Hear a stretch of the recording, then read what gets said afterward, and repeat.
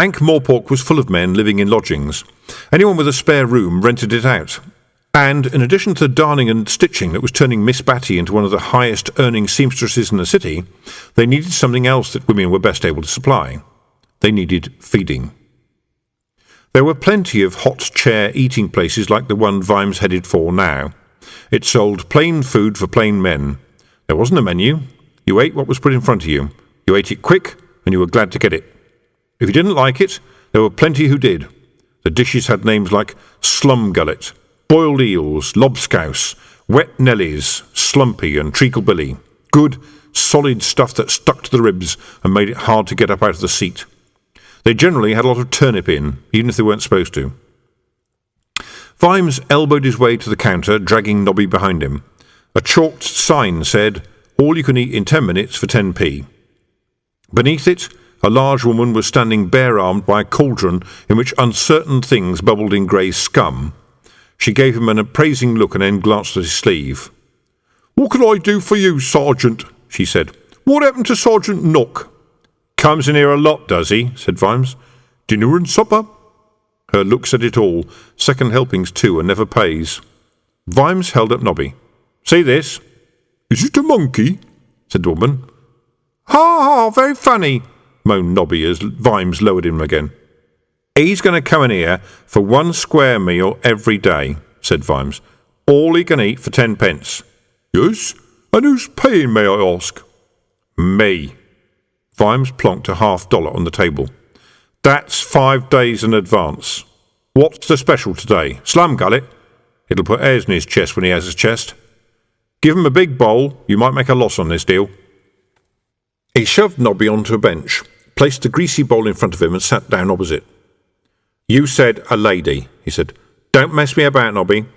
"Have I got to share this, Sarge?" said Nobby, picking up a wooden spoon. "It's all yours. Make sure you eat up every bit. There may be a test later," said Vimes. "A woman, you said." "Lady Meserole, Sarge," said Nobby indistinctly, through a mouthful of mixed vegetables and grease. "Posh lady. Everyone calls her Madam. Come from Genoa a few months ago." "When did she ask you?" "This morning, Sarge." "What? She just stopped you in the street?" I've got a kind of general contract with her, Sarge." Vimes glared. It was better than speaking. Nobby wriggled uneasily. "Fact is, Sarge, she, caught me snickering her nolly last month. Hell's bells, Sarge. She's got a punch on her like a mule. When I come round, we got to talking, and she said a keen young lad like me could be useful as like, an ear on the street." Vimes continued to glare, but he was impressed. Young Nobby had been a gifted pickpocket. Anyone who caught him in the act was quick indeed. He turned up the ferocity of the glare. "All right, Sarge. She said she'd turn me over to the day watch if I didn't," Nobby confessed. "And you go straight to the tanty if a knob lays a complaint against you." That's bloody true, thought Vimes. Private law again. "I don't want to go to the tanty, Sarge. Sconner's in there." "And he used to break your arms," Vimes remembered. "So why's a fine lady interested in me, Nobby?" he said aloud. "Didn't ask. I told her about you and the hurry-up wagon and the unmentionables and everything. She said you sounded fascinating, and Rosie Palm's paying me a measly penny a day to keep an eye on you too. Oh, and Corporal Snubbs at Cable Street, he's paying me 1/2 penny to watch you. But what's 1/2 penny these days, says I, so I don't watch you much on his account. Oh, and Lance Corporal Coates, I'm getting a penny from him too." "Why?" "Dunno. He asked me this morning too. A penny job." Nobby belched hugely. "Better out than in, eh?" "Who do you want me to watch for you, Sarge?" "Me," said Vimes. "If you can fit me into your busy schedule." "You want me to follow you?" "No. Just tell me what people are saying about me. Keep an eye on who else is following me. Watch my back sort of thing." "Right." "Good. Just one more thing, Nobby." "Yes, Sarge?" said Nobby, still spooning. "Give me back my notebook, my handkerchief, and the 4 pennies you whizzed from my pockets, will you?" Nobby opened his mouth to protest, dribbling slum gullet, but closed it when he saw the glint in Vimes's eye. Silently he produced the items from the various horrible pockets. "Well done," said Vimes, getting up. I'm sure I don't have to tell you what'll happen to you if you try the old dippity-doo-dah on me again, do I, Nobby?" "No, Sarge," said Nobby, looking down. "Want another bowl? Have fun. I've got to go to work." "You can rely on me, Sarge." Oddly enough, thought Vimes as he walked back to the watch-house, I probably can. Nobby would nick anything and dodge anything, but he wasn't bad. You could trust him with your life, although you'd be daft to trust him with $1.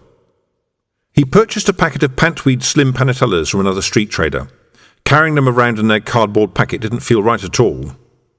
There was a buzz in the main office as he strolled in. Watchmen were standing around in little groups. Sergeant Knock spotted Vimes and trotted over. "Bit of a do, sir. Had a break-in last night," he reported, with just a hint of a smirk. "Really?" said Vimes. "What did they steal?" "Did I say they stole anything, sir?" said the sergeant innocently. "Well, no, you didn't," said Vimes. "That was me jumping to what we call a conclusion." "Did they steal anything then, or did they break in to deliver a box of chocolates and a small complimentary basket of fruit?" "They stole the captain's silver inkstand," said Knock, impervious to sarcasm. "And it was an inside job, if you want my opinion. The door upstairs was forced, but the main doors weren't. Must have been a copper what done it." Vimes was amazed at the forensic expertise shown here. "My word, a copper stealing," he said. "Yeah, it's a terrible thing," said Knock earnestly. "Especially since you showed us the way yesterday about being honest and everything." He glanced past Vimes and shouted, "Attention, officer present!" Tilden was coming down the stairs. The room fell silent except for his hesitant steps. "No luck, Sergeant," he said. "Not so far, sir," said Knock. "I was just telling Sergeant Keel here what a terrible thing has happened." "It was engraved, you know," said Tilden mournfully. "Everyone in the regiment chipped in what they could afford. This is really very upsetting." "A man would have to be a right bastard to steal something like that, eh, Sergeant?" said Knock. "Absolutely," said Vimes. "I see you're pretty well organised on this one, Sergeant. Have you looked everywhere?" "Everywhere except the lockers," said Knock. "That's not something we do lightly, rummaging through a man's locker. But we're all here now, and Captain Tilden's here to see fair play, so although it's very distasteful, I'll ask you, Captain, for permission to rummage." Yes, if you must," said Tilden.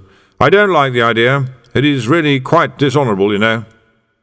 "Then I think, sir, to show that we're doing this fairly," said Knock, "us sergeants ought to be searched first. That way no one can say we don't take it seriously." "Come now, Sergeant," said Tilden with a little smile. "I hardly think you're suspected." "No, sir, fair's fair," said Knock. "We'll set a good example, eh, Sergeant Keel?" Vimes shrugged. Knock grinned at him, pulled out a bundle of keys and beckoned to Lance Corporal Coates. "You do the honours, Ned," he said, beaming. "Me first, of course." The door was unlocked. The contents of Knock's locker were the usual unsavoury mess of lockers everywhere, but there was certainly no silver inkstand. If there were, it would have turned black after a single day. "Well done. Now, Sergeant Keels, please, Ned." Knock's friendly beam fixed on Vimes as the policeman fumbled with the lock. Vimes stared back, face blank as a slate, as the door creaked open. "Oh, dear, what have we here?" said Knock without even bothering to look. "It's a sack, Sarge," said Coates. "Something heavy in it, too." "Oh, dear me," said Knock, still staring at Vimes. "Open it up, lad, gently. We don't want anything to get damaged, eh?" There was a rustle of Hessian, and then, "It's half a brick," Ned reported. "What?" "Half brick, sir." "I'm saving up for a house," said Vimes. There were one or two sniggers from the assembled men, but some of the faster thinkers were suddenly looking worried. They know, thought Vimes. Well, lads, welcome to Vimes's roulette. You spun the wheel, and now you've got to guess where the ball is going to go. "Are you sure?" said Knock, turning to the open locker. "It's just a sack, Sarge," said Ned, "and half brick." "Is there a loose panel or something?" said Knock desperately. "What?" In a sack, Sarge?" "Well, that seems to be our lockers," said Vimes, rubbing his hands together. "Who's next, Sergeant Knock?" Round and round the little ball goes, and where it stops nobody knows. Personally, I think the captain's right. I don't think any of the men would—" Knock began and faltered. Vimes's stare could have hammered rivets. "I believe, Sergeant, that since we have begun this, it should be concluded," said Tilden. "That's only fair." Vimes took a couple of steps towards Coates and held out his hand. "Keys," he said. Coates glared at him. "The keys, Lance Corporal," said Vimes. He snatched them from Coates's hand and turned to the line of lockers. "Right," he said. "Let's start with the well-known arch-criminal, Lance Constable Vimes." Door after door was opened. The lockers, while possibly of interest to anyone studying the smells of unwashed clothing and the things that could grow on neglected socks, failed to produce a single silver inkstand. It did turn up the amorous adventures of Molly Clapper in Corporal Colon's locker, however. Vimes stared at the crude and grubby engravings like a long-lost friend. He remembered that book. It had gone round the watch-house for years, and as a young man he learned a lot from some of those illustrations, although a good deal of what he'd learned had turned out to be wrong. Fortunately, Captain Tilden's view was blocked, and Vimes shoved the greasy book back on the shelf and said to the red-eared Colon, "Studying theory, eh, Fred? Good man. Practice makes perfect." Then he turned at last to Coates's locker. The man was watching him like a hawk. The scratched door creaked open. Every neck craned to see. There was a stack of old notebooks, some civilian clothing, and a small sack of what, when it was tipped out on the floor, turned out to be laundry. "Surprised?" said the Lance Corporal. "Not half as much as you," Vimes thought. He winked at Coates and turned away. "Could I have a word with you in your office, Captain?" Yes, Sergeant, I suppose so," said Tilden, looking round. "Oh, dear." Vimes gave the man some time to climb the stairs, then followed him up to his office and tactfully closed the door. "Well, Sergeant," said Tilden, collapsing into his chair. "Have you looked everywhere, sir?" said Vimes. "Of course, man." "I mean, sir, perhaps you put it in a desk drawer. Or the safe, perhaps." "Certainly not. I sometimes put it in the safe at weekends, but I'm sure I didn't do that last night." Vimes noted the subtle uncertainty. He was doing a bad thing, he knew. Tilden was nearly 70. At a time like that, a man learned to treat his memory as only a rough guide to events. "I find, sir, that when a busy man has got a lot on his plate, he can do things that subsequently slip his mind," he said. "I know I do," he added to himself. "I could put my house keys down in a bare room and not find them 30 seconds later." "We've all been under a lot of pressure lately," he added, knowing that Tilden frequently fell asleep during the afternoon until Snouty coughed very loudly outside his door before taking in his cocoa. "Well, that's true," said Tilden, turning desperate eyes to him. "All this curfew business, very unsettling. Forget my own head if it wasn't nailed on, what?" He turned and looked at the green safe. "Only had it a couple of months," he muttered. "I suppose look the other way, will you, Sergeant? May as well sort this out." Vimes obligingly turned his back. There was some clicking and a creak, and then an intake of breath. Tilden got to his feet, holding the silver inkstand. "I believe I've made a fool of myself, Sergeant," he said. "No, I've made a fool of you," thought Vimes, fervently wishing he hadn't. "I'd intended to drop it into Coates's locker, but I couldn't. Not after what I found in there." "Tell you what, sir," he volunteered. "We could say it was a kind of test." "I don't tell lies, as a rule, Keel," said the captain, but added, "I appreciate the suggestion, nevertheless. Anyway, I know I'm not as young as I was. Perhaps it's time to retire," he sighed. "I have to say I've been considering it for some time." "Oh, don't talk like that, sir," said Vimes, far more jovially than he felt. "I can't see you retiring." "Yes, I suppose I should see things through," Tilden mumbled, walking back to his desk. "Do you know, Sergeant, that some of the men think you're a spy?" "Who for?" said Vimes, reflecting that Snouty delivered more than cocoa. "Lord Winder, I assume." said Tilden. Well, we all work for him, sir, but I don't report to anyone but you if that's any help. Tilden looked up at him and shook his head sadly. Spy or not, Keel, I don't mind telling you that some of the orders we've been getting lately have not been thought out properly, in my opinion, what? He gave Vimes a glare, as if defying him to produce the red-hot thumbscrews there and then. Vimes could see how much the admission that abduction and torture and conspiracy to criminalise honest citizens might not be acceptable government policy was costing the old man. Tilden hadn't been brought up to think like that. He'd ridden off under the flag of Ankh-Morpork to fight the cheese-eaters of Quirm or Johnny Clatchian or whatever enemies had been selected by those higher up the chain of command, with never a second thought about the rightness of the cause, because that sort of thinking could slow a soldier down. Tilden had grown up knowing that people at the top were right. That was why they were at the top. He didn't have the mental vocabulary to think like a traitor, because only traitors thought like that. I haven't been here long enough to comment, sir, said Vimes. Don't know how you do things here. Not like we used to, mumbled Tilden. Just as you say, sir. Snouty says you know your way around remarkably well, Sergeant, for someone new to the city. That was a sentence with a hook in the end, but Tilden was an inexperienced angler. One nick is pretty much like any other, sir, said Vimes. And, of course, I've visited the city before. Of course, said Tilden hurriedly. Well, thank you, Sergeant. If you could explain things to the men, I'd be grateful. Yes, sir, of course. Vimes shut the door carefully behind him and went down the steps two at a time. The squad below had barely moved. He clapped his hands like a schoolteacher. Come on, you've got patrols to go to. Get moving. Not you, Sergeant Knock, a word in the yard, please. Vimes didn't bother to wait to see if the man would follow him. He went out in the late afternoon sunshine, leaned against the wall and waited. 10 years ago, he'd have... 10 years ago, if he was sober, he'd have taught Knock a few lessons about who's boss with several well-aimed punches, and that was certainly the custom these days.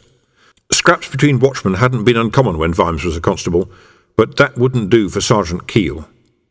Knock stepped out, inflated with mad, terrified bravado. When Vimes raised his hand, the man actually flinched. Cigar, said Vimes. I don't drink, said Vimes, but you can't beat a good cigar.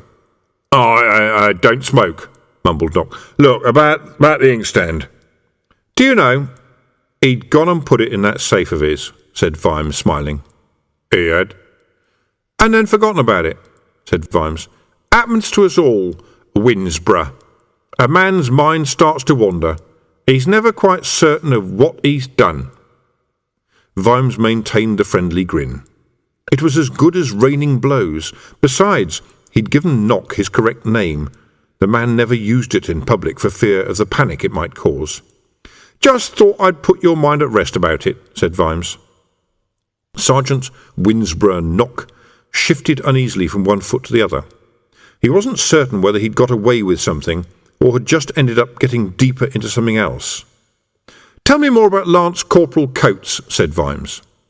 Knock's face was, for a moment, an agony of calculation, and then he adopted his usual policy. When you think there's wolves on your trail, throw someone off the sleigh. Ned, sir, he said. Hard worker, of course, does his job, but a bit tricky between you and me. How?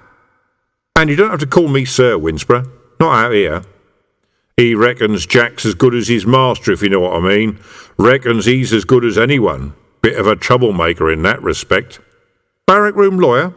That sort of thing, yeah. Rebel sympathies? Knock turned his eyes up innocently. Could be, sir. Wouldn't like to see the lad in trouble, of course. You think I'm a spy for the unmentionables, thought Vimes, and you're throwing Coates to me. The other day you were pushing him for promotion. You little worm. Worth keeping an eye on, then, he said aloud. Yes, sir. Interesting, said Vimes. Always a worrying word to the uncertain. It certainly worried Knock, and Vimes thought, my gods, perhaps Veterinary feels like this all the time. Some of us go round to the Broken Drum after the shift's over," said Knock. "It's open round the clock. I don't know if you—" "I don't drink," said Vimes. "Oh, yeah, you said," said Knock. "And now I'd better pick up young Sam and get out on patrol," said Vimes.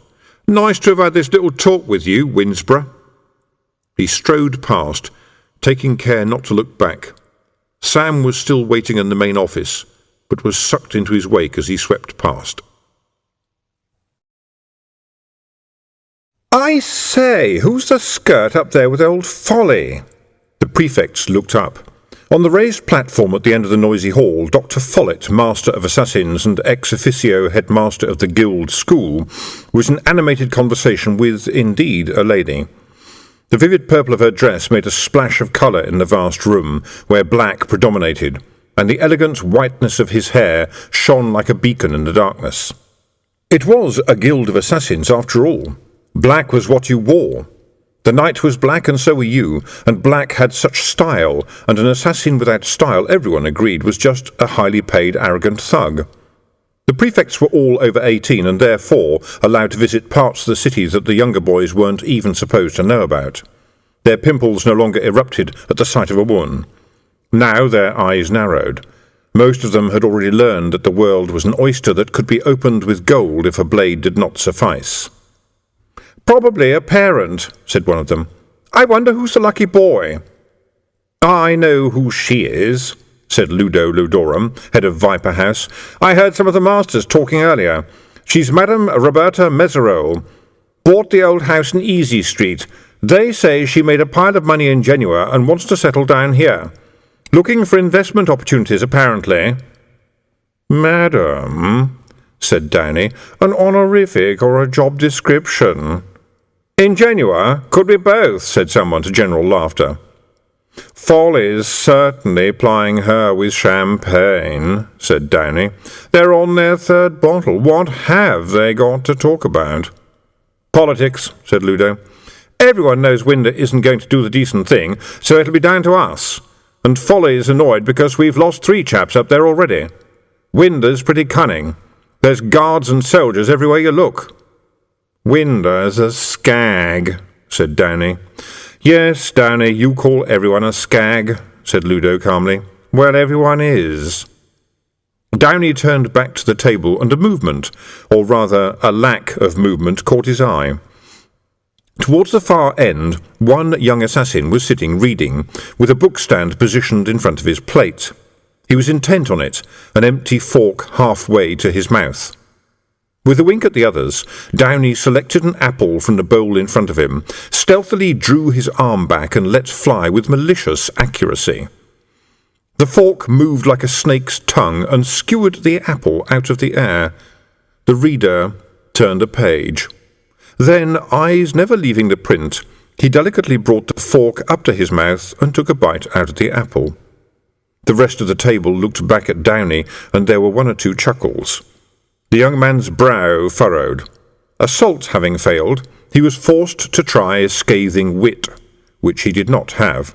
"You really are a skag, dog botherer," he said. "Yes, Downey," said the reader levelly, his eyes still intent on the page. "When are you going to pass some decent exams, dog botherer?" "I really couldn't say, Downey." "Never killed anyone, right, dog botherer?" "Probably not, Downey." The reader turned another page. That little sound infuriated Downey even more. "What's that you're reading?" he snapped. "Robertson, show me what the dog botherer is reading, will you? Come on, pass it up." The boy next to the one currently known as Dog Botherer snatched the book off the stand and threw it along the length of the table.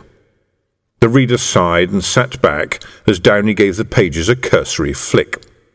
"Well, look here, you fellows," he said. "Dog Botherer is reading a picture book." He held it open. "Colour it in yourself with your paints or crayons, did you, Dog Botherer?"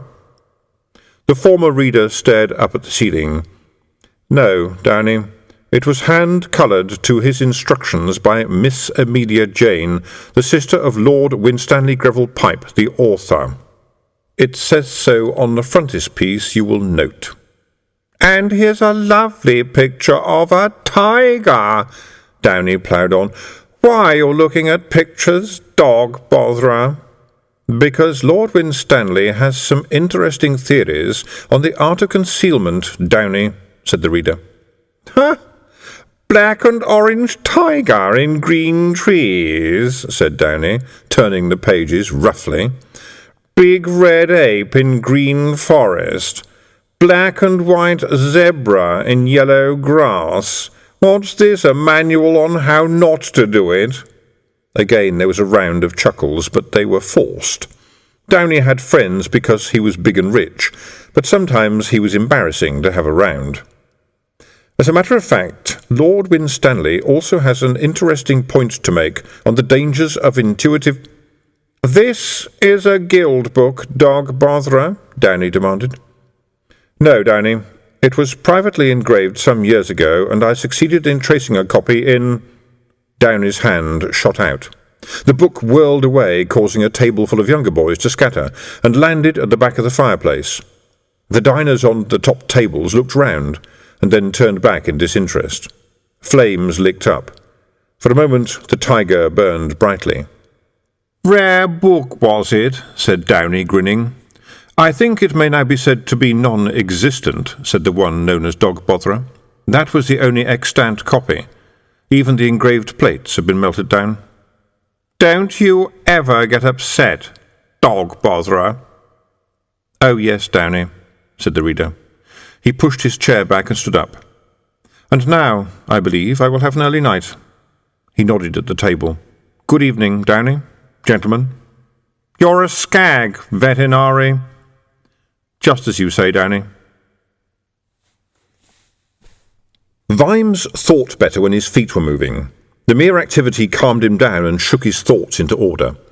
Apart from the curfew and manning the gates, the night watch didn't do a lot. This was partly because they were incompetent, and partly because no one expected them to be anything else. They walked the streets slowly, giving anyone dangerous enough time to saunter away or melt into the shadows, and then rang the bell to announce to a sleeping world, or at any rate to a world that had been asleep, the fact that all was, despite appearances, well. They also rounded up the quieter sort of drunk and the more docile kinds of stray cattle. They think I'm a spy for Winder, thought Vimes. Spying on the Treacle Mine Road watch.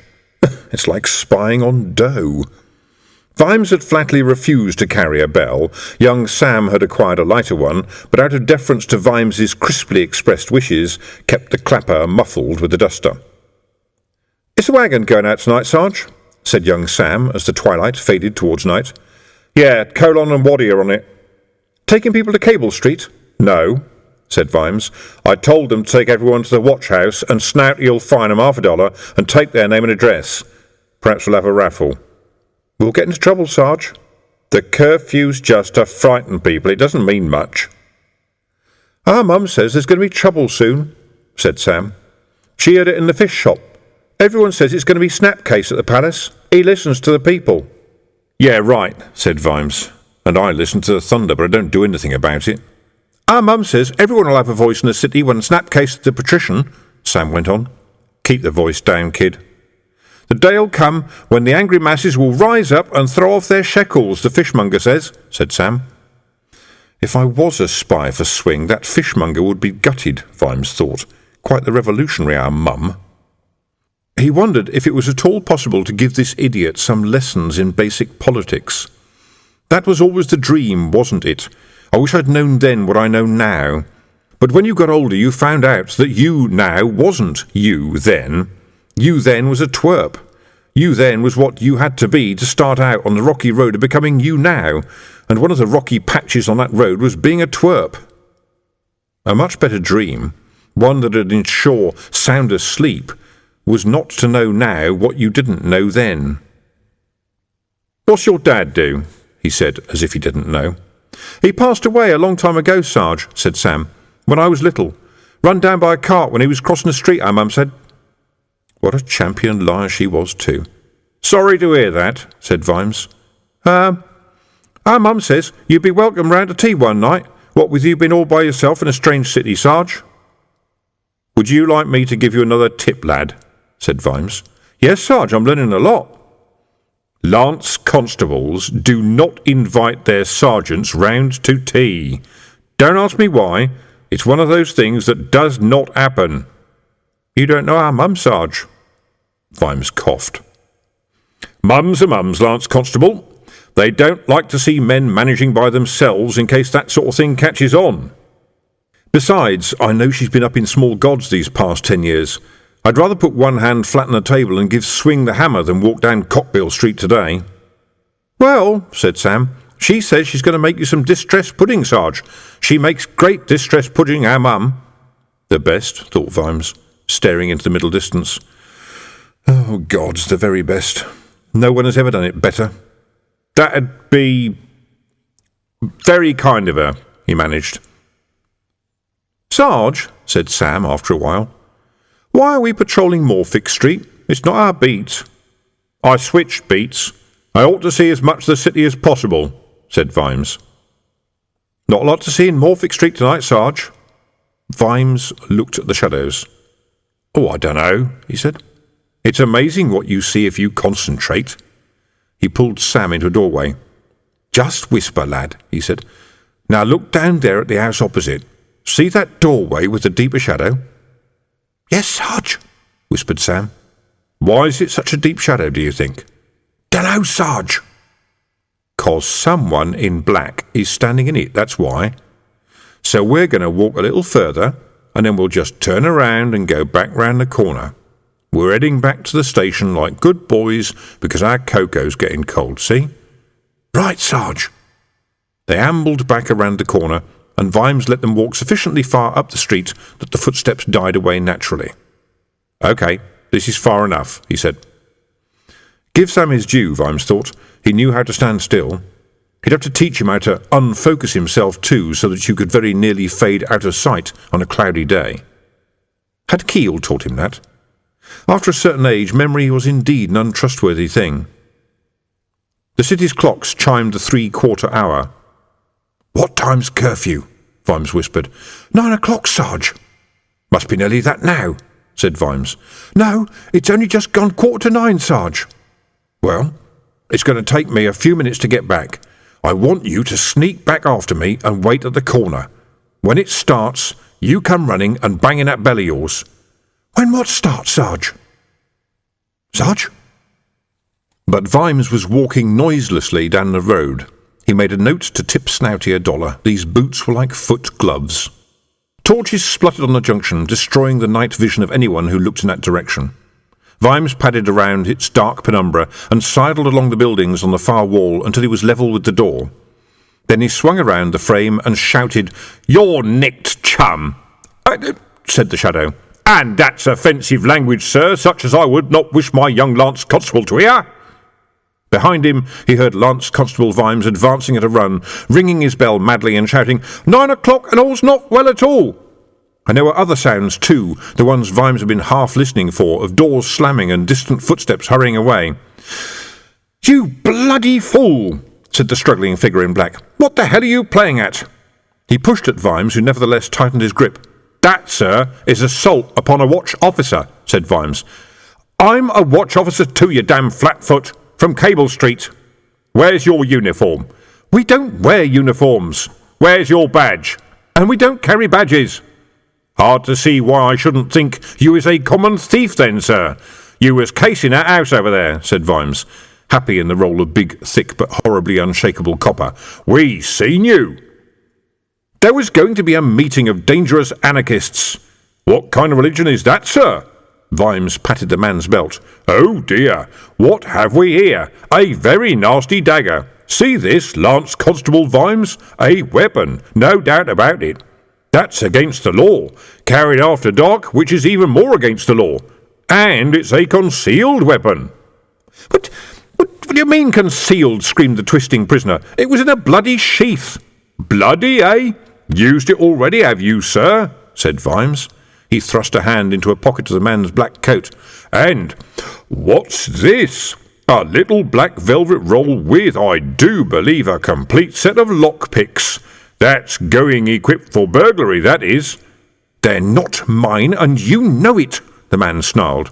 Are you sure, sir? Said Vimes. Yes, because I keep mine in my inside pocket, you bastard. That's using language liable to cause a breach of the peace, said Vimes. What? You idiots have scared everyone away. Who's going to be offended? Well, I might be. I'm sure you don't want that, sir. You're that stupid sergeant we've been told about, aren't you? Growled the man. Too thick to see what's going on, right? Well, this is where you find out, mister. He twisted out of Vimes's grip, and there were a couple of sliding metallic noises in the gloom. Wrist knives, thought Vimes. Even assassins think they're an idiot's weapon. He took a couple of steps back as the man danced towards him, both knives waving. Can't think of a dumb answer to this one, eh, brown job? To his horror, Vimes saw behind the man the shape of Sam Vimes raising his bell very slowly. Don't hit him, he shouted, and then lashed out with his boot as the man's head turned. If you're going to fight, fight, he said as the man toppled forward. If you're going to talk, talk. Don't try to talk and fight. And right now, I caution you to do neither. I could have got him easily, Sarge, Sam complained as Vimes fished out his handcuffs and knelt down. I could have blown him out like a light. Head injuries can be fatal, Lance Constable. We serve the public trust. But you kicked him in the private, Sarge. Because I don't want you to be a target, thought Vimes as he tightened the cuffs. That means you don't belt one of them over the head. You stay as the dim sidekick in the background. That way you survive, and that way maybe I do too. You don't have to fight the way the other bloke wants you to fight, he said, hefting the man onto his shoulders. Give me a hand here. Up we go. OK, I've got him. You lead the way. Back to the watch house, said Sam. You're arresting an unmentionable? Yeah. I just hope we'll meet some of the lads on the way. Let this be a lesson, lad. There aren't any rules, not when there's knives out. You take him down, quietly if possible, without hurting him much if possible, but you take him down. He comes at you with a knife, you bring your stick down on his arm. He comes at you with his hands, you use your knee or your boot or your helmet. Your job is to keep the peace. You make it peaceful as quickly as you can. Yes, sir. But there's going to be trouble, Sarge. Straightforward arrest. Even coppers have to obey the law, what there is of it. Yes, Sarge. But I mean, there's going to be trouble right now, Sarge. They'd neared the end of the street, and there was a group of figures there. They looked like men with a purpose. There was something about the stance, the way they were standing in the road, and of course the occasional glint of light on a weapon also gave a hint. There was a snapping of little doors as dark lanterns were opened. Of course, he wouldn't have been alone, Vimes scolded himself. His job was just to watch until they'd all gone in, and then he'd just schlep away to call in the heavy gang. There must be a dozen of them. We're going to get cheesed. Like creamed, but it goes on for a lot longer. What'll we do, Sarge? Whispered Sam. Ring your bell. But they spotted us. Ring the damn bell, will you, and keep walking, and don't stop ringing. The unmentionables spread out now, and as Vimes trudged towards them, he saw several figures at each end of the line slip around behind him. That's how it'd go.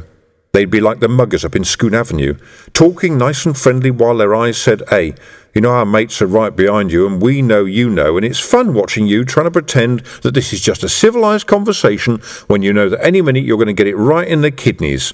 We feel your pain, and we like it. He stopped walking. It was that, or walk into someone. And all along the street, doors and windows were opening as the clanging of the bell roused the neighbourhood. Evening, he said. Evening, your grace, said a voice out of history. Nice to see an old friend, eh? Vimes groaned. The worst that could happen had happened. Carcer? That's Sergeant Carcer, thank you. Funny how things work out, eh? Turns out I'm prime copper material. They gave me a new suit and a sword and $25 a month, just like that. Lads, this is the man I told you about. Why'd you call him your grace, Sarge? Said one of the shadowy men. Carcer's eyes never left Vimes's face. It's a joke. Where we come from, everyone used to call him Duke, he said. Vimes saw him slip a hand into a pocket. It came out holding something that had a brassy glint. It was a sort of nickname, eh, Duke? Stop the kid ringing the damn bell, will you? Knock it off, Lance Constable, Vimes muttered. The noise had worked anyway. This little tableau had a silent audience now. Not that an audience would make any difference to Carcer. He'd cheerfully stab you to death in the centre of a crowded arena and then look around and say, "Who, me?" But the men behind him were edgy, like cockroaches wondering when the light was going to go on. "Don't you worry, Duke," Carcer said, sliding his fingers into the brass knuckles. "I've told the boys about you and me, how we go back a long way and all that." "Yeah," said Vimes. It wasn't prize-winning repartee, but Carcer obviously wanted to talk. "And how did you get made a sergeant, Carcer?" "I heard where they were looking for coppers with fresh ideas," said Carcer, "and that nice Captain Swing himself talked to me, and he said he was in no doubt I was an honest man who had been unlucky. Measured me up, he did, with his calipers and his rules and geometry, and he said it proved I was not a criminal type. It was all the fault of my environment, he said." "What? You mean all those dead bodies everywhere you went?" said Vimes. "A nice one, Duke." "And you had fresh ideas, did you?" "Well, he liked one of them," said Carcer, narrowing his eyes. "Turned out he didn't know the ginger beer trick." The ginger beer trick. Well, that just about put the tin lid on it. Torturers down the ages hadn't found the ginger beer trick, and Carcer had handed it over to a patent maniac like Captain Swing. "The ginger beer trick," said Vimes. "Well done, Carcer. You're just what Swing's been looking for, the complete bastard." Carcer grinned as if he'd been awarded a small prize. "Yeah, I already told him how you got a down on me for stealing a loaf of bread." "Come on, Carcer," said Vimes, "that's not you. You never pinched a loaf of bread in your life. Murdering the baker and stealing the bakery, that'd be your style." "He's a card, eh?" said Carcer, winking at his men and nodding towards Vimes. Then in one movement he spun around and punched the man beside him in the stomach. "You don't call me Sarge," he hissed. "It's Sergeant, understand?" On the floor the man groaned. "I'll take that as a yes then," said Carcer, slipping the brass knuckles back into his pocket. "Now, the thing is, Duke, what you have here is one of my men, so how about you hand him over and we'll say no more about it." "What's happening, Sarge?" The voice was coming from some way behind Vimes. He turned. It was Wiglet and Scuts. They looked like men who'd been running but were now trying to affect a nonchalant swagger. It was getting less nonchalant and considerably less swaggery as they eyed up the unmentionables. The frantically ringing bell, that's what they'd always used. All the coppers who heard it would converge on it because an officer was in trouble. Of course, they wouldn't necessarily help him get out of trouble, not if the odds weren't right. This was the old night watch, after all. But at least they could fish him out of the river or cut him down and see he got a decent burial. There was a rumble from further up the street, and the rattling bulk of the hurry-up turned the corner with Fred Colon at the reins and Constable Waddy hanging on behind. Vimes heard the shouts. "What's up, you?" "It's Keelan, Vimesy," Wiglet called back. "Hurry up." Vimes tried to avoid Carcer's eyes, tried to appear as if nothing had happened, tried to pretend that the world had not suddenly cracked open and let in the cold winds of infinity. But Carcer was smart. He glanced at Vimes, looked at Sam. "Vimesy," he said. "Your name's Sam Vimes, mister?" "I ain't saying anything," said Lance Constable Vimes stoutly. "Well, well, well, well, well," said Carcer happily. "Now, here's a nice how do you do, eh? Something for a chap to think about, and no mistake." There was a creak as the hurry-up wagon rolled to a stop. Carcer glanced up at the round, pale face of Corporal Colon. "You just go about your business, Corporal," said Carcer. "You just leave now." Colon swallowed. Vimes could see his Adam's apple bob as it tried to hide. "We heard the ringing," he said. "Just a bit of high spirits," said Carcer. "Nothing that need worry you. We're all coppers here, right? I wouldn't like there to be any trouble. There's just been a bit of a misunderstanding, that's all. Sergeant Keel here was just going to hand over my friend there, right, Sergeant? No hard feelings, eh? You just happened to blunder into a little operation of ours. Best not to talk about it. Just you hand him over, and we'll call it quits." Every head turned to Vimes. The sensible thing would be to hand the man over. He knew it. And then, probably, Carcer would go away, and he didn't want that man any closer to young Sam than he could help. But Carcer would come back. Oh, yes. Things like Carcer always came back, especially when they thought they'd found a weakness. That wasn't the worst part. The worst part was that he'd changed things. There had been the Morphic Street conspiracy. The Unmentionables had raided it. A lot of people had died, but some had got away. And then there had been a few days of horrible confusion, and then it ended when... But Sam Vimes hadn't been anywhere near Morphic Street that night. Keel had been teaching him to shake hands with doorknobs over on the other side of the shades. But you wanted to be clever, Duke. You wanted to put a spoke in the wheel and smack a few heads, didn't you? And now Carcer's in it as well, and you're out of the history books and travelling without a map. Carcer was still grinning his cheerful grin. Here and now, more than anything else, Vimes wanted to see the end of that grin. "Well, I'd like to oblige, Sarge," he said. "I really would, but I've pinched him now, so I've got to take him back to my nick and do the paperwork. He might well be able to help us with our inquiries into a number of unsolved crimes." "Such as?" said Carcer. "Dunno," said Vimes. "Depends on what we got. We'll take him down the cells, give him a cup of tea, chat to him about this and that. You know how it is. A man can get quite chatty after a cup of tea. Or carbonated beverage of his choice, of course." There was a snigger from among the members of the Night Watch, although Vimes hoped none of them knew what that last sentence meant. Carcer's smile dissolved. "I said, he's one of my men on official business, and I am a sergeant," he said. "And I am Sergeant at Arms, and I said we'll hand him over to you at the nick, Sergeant Carcer. Officially." Carcer nodded towards the Lance Constable, so imperceptibly that only Vimes saw it, and he lowered his voice. "But suddenly, I've got all the aces, Duke," he said. "But suddenly, I'm not playing cards, Carcer. Now, we could have a Barney right here and now, and you know, I'm not sure which way it'd go. But I'm as sure as hell that you wouldn't be a sergeant tomorrow. And if you think you've got all the aces, you can afford to raise the stakes." Carcer stared at him for a moment. Then he winked and half turned away. "I told you he's a caution, eh?" he said to the multitude. He gave Vimes a conspiratorial dig in the ribs. "Always trying it on. OK, Sergeant, at Arms, we'll do it your way. Got to give you brown job something to do, eh? Ha, ha, ha. I'll send a couple of the lads down for him in an hour or so." "That's right. Give me time to sweat on whether I'll pop into non-existence if you cut the lad's throat," Vimes thought. "Trouble is, I am sweating." He straightened up and beckoned to the hurry-up wagon. "Me and my lads will all take him back," he said. "Time for our cocoa break, see? Give me a hand up with him, Waddy. Got any other passengers, Fred?" "Just a drunk, Sarge.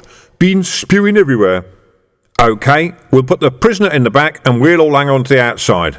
Vimes nodded at Carcer. "I'm sure we'll meet again soon, Sergeant." "Yeah," said Carcer, and there was that impish grin again. "And you be sure to look after yourself, do you hear?" Vimes leapt onto the side of the wagon as it rattled past and didn't even look back. That was one thing about Carcer, at least. He wouldn't shoot you in the back if he thought there was a reasonable chance, pretty soon, of cutting your throat.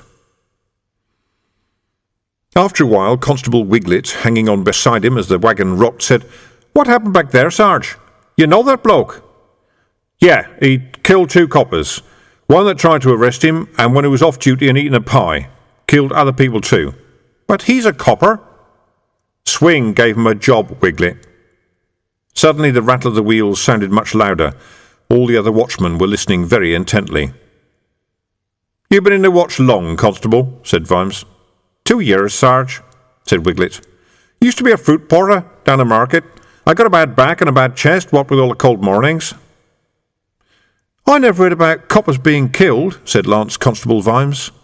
"It wasn't here, kid. It was a long way away." You were there. They were coppers I knew, yeah.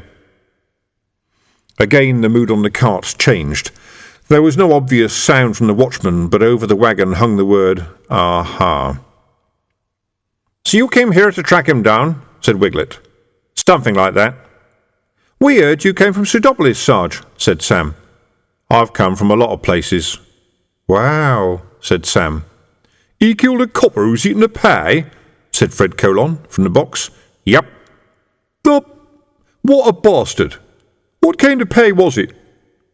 "Witnesses didn't say," Vimes lied. This was old Ankh-Morpork.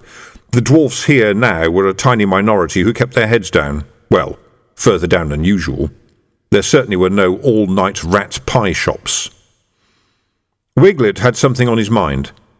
"They're going to come for the bloke you picked up," he said. "Want the rest of the night off, Constable?" said Vimes. There was some nervous laughter from the rest of the crew. "Poor devils," thought Vimes. "You joined up because the wages were good and there was no heavy lifting, and suddenly it's going to be difficult." "What are you going to charge our man with, Sarge?" said Sam. "Attempted assault on a copper. You saw the knives." "You did kick him, though." "Right, I forgot. We'll do him for resisting arrest, too." There was some more laughter. We who think we are about to die will laugh at anything. What a bunch. I know you well, gentlemen. You're in it for the quiet life and the pension. You don't hurry too much in case the danger's still around when you get there, and the most you ever expect to face was an obstreperous drunk or a particularly difficult cow. Most of you aren't even coppers, not in your head. In the sea of adventure, you're bottom feeders. And now it's war, and you're in the middle. Not on either side. You're the stupid little band of brown jobs. You're beneath contempt. But believe me, boys, you'll rise. For a minute or two after Morphic Street went quiet, nothing moved and nothing happened. Then a coach came around the corner. It was a particularly fine one, drawn by 2 horses. Its lamps were torches, and as the coach bounced on the cobbles, the zigzagging flames seemed to trail for a moment in the air and appeared to have a smoky quality. Insofar as they revealed anything, these suggested that the coach had been done up in purple livery. It also seemed to be rather heavy on its wheels. It pulled to a halt at the next doorway down from the one where Vimes had performed his arrest. Vimes, who thought he knew a lot about being a shadow, would have been surprised to see 2 dark figures step out of the doorway's darkness into the light of the torch. The coach door swung open. "Strange news, kind lady," said one of the shadows. "Very strange news, dearie," said the other shadow. They climbed up into the coach, which spread off. Vimes was impressed at the way the men reacted back at the watch-house, despite the lack of any command from him. Wiglet and Scuts jumped down as soon as the wagon was in the yard and dragged the gates across. Inside, Colon and Waddy pulled the shutters across the windows. Waddy went into the armoury and came out with an armful of crossbows. It was all done with speed and, for the men concerned, precision. Vimes nudged his younger self. "Make the cocoa, will you, kid?" he said. "I don't want to miss the show." He sat down at his desk and put his feet up as Colon locked the door and Waddy pulled the bar across. This is happening, he thought, but it didn't happen before. Not exactly like this. This time the Morphic Street mob did a runner. They weren't ambushed in their meeting. There wasn't a fight. The sight of all those coppers must have scared them rigid. They weren't much anyway, just sloganeers and skivers and me-tooists. The people who crowd behind the poor slob who's the spokesman shouting, "Yeah, right," and leg it up an alley when the law gets rough. But some had died in the ambush, and some fought back, and one thing led, as always, to another. Except, this time, there was no ambush, because some thick sergeant made too much noise. 2 different presents, one past, one future. I don't know what's going to happen next. However, I've got a damn good idea. "Well done, lads," he said, standing up. "You finish trapping us inside, and I'll go and tell the old man what's happening." He heard the puzzled muttering behind him as he climbed the stairs. Captain Tilden was sitting at his desk, staring at the wall.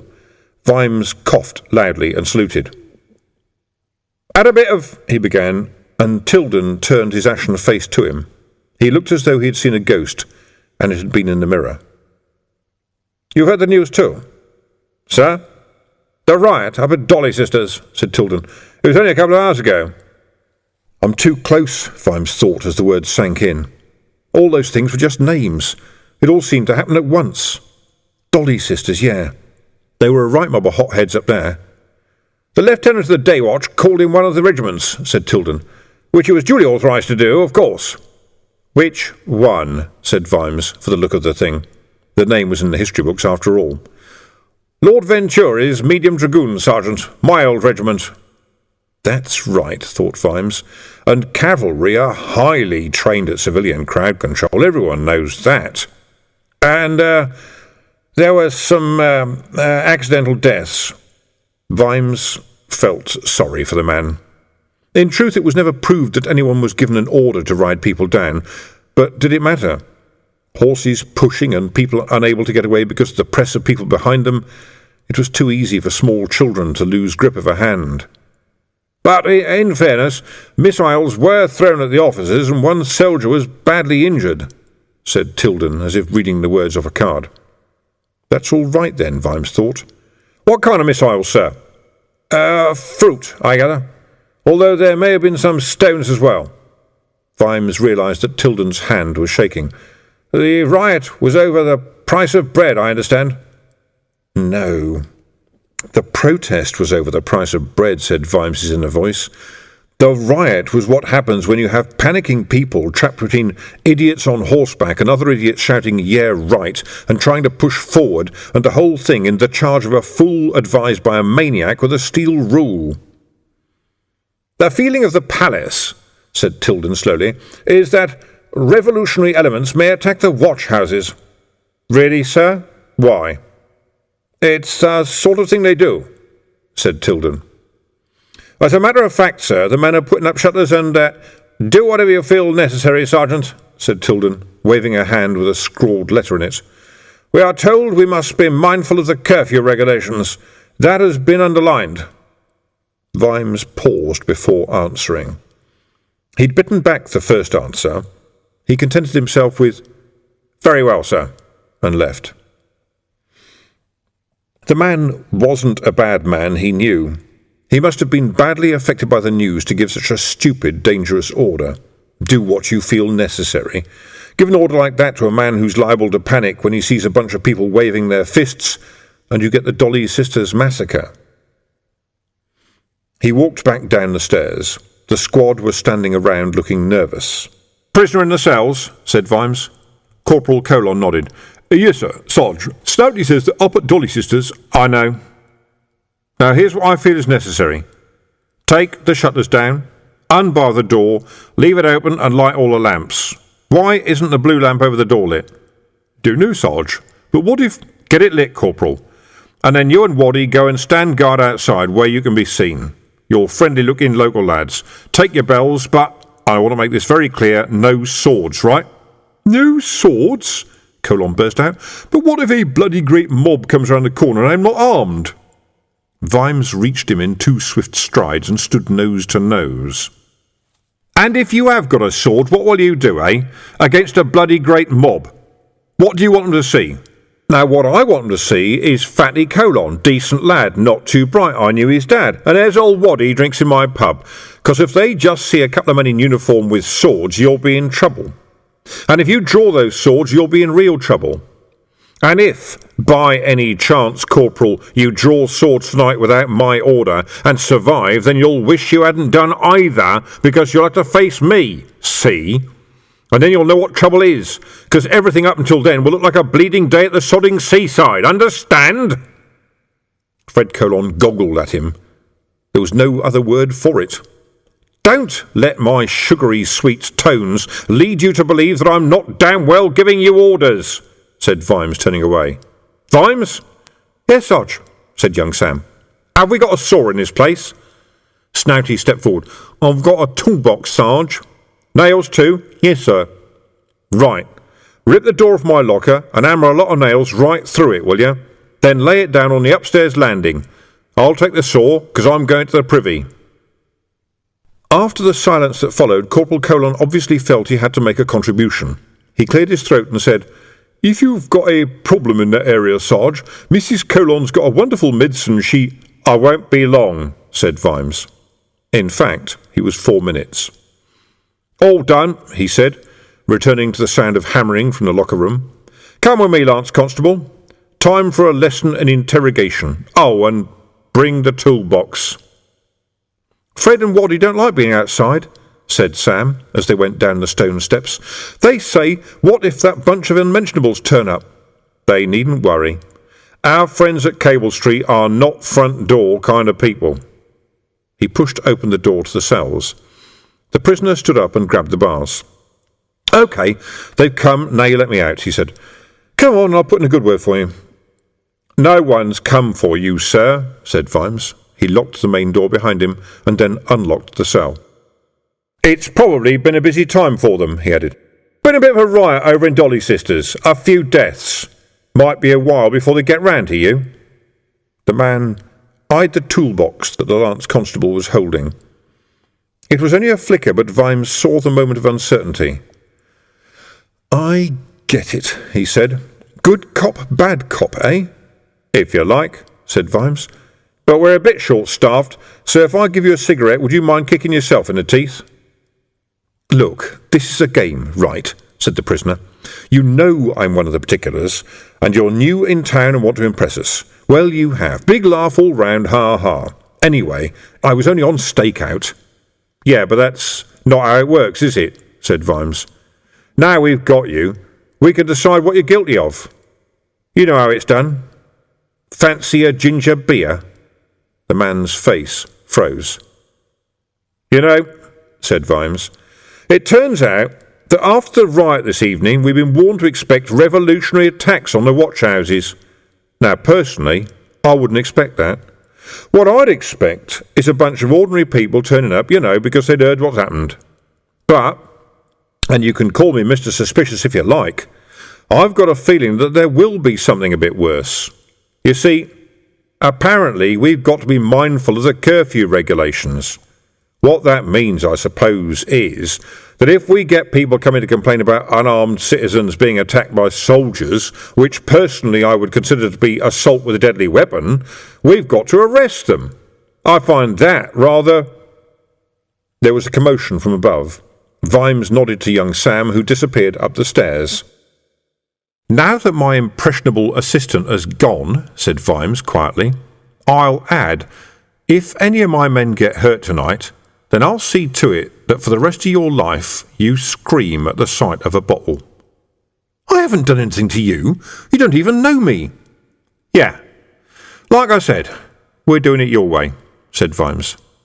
Sam reappeared in a hurry. Someone's fallen in the privy, he announced. They were climbing on the roof and it gave way. It must be one of those revolutionary elements, said Vimes, watching the prisoner's face. We've been warned about them. He says he's from Cable Street, Sarge. That's just the kind of thing I'd say if I was a revolutionary element, said Vimes. All right, let's take a look at him. Upstairs, the front door was still open. There were a few people outside just visible in the lamplight.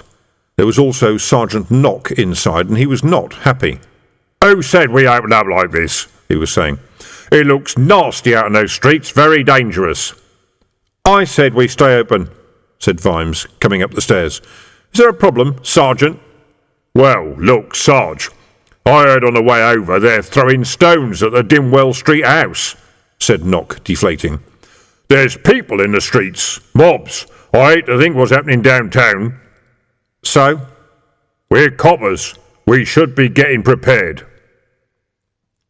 What? To bar the doors and listen to the stones rattle off the roof, said Vimes. Or maybe we should go out and arrest everyone. Any volunteers? No? I'll tell you what, Sergeant. If you want to do some coppering, you can go and arrest the man in the privy. Do him for breaking and entering. There was a scream from upstairs. Vimes glanced up. And I reckon if you go up onto the attic landing, you'll find there's a man who's dropped through the skylight right onto a door full of nails that was accidentally left there, he went on. He looked at Knock's puzzled face. It's the Cable Street boys, Sergeant, he said. They thought they could come across the roofs and scare the dumb brown jobs. Chuck 'em both in the cells. You're arresting unmentionables? No uniform, no badge, carrying weapons. Let's have a bit of law round here, shall we? Said Vimes. Snouty, where's that cocoa? We'll all get into trouble, Knock shouted. Vimes let Knock wait until he'd lit a cigar.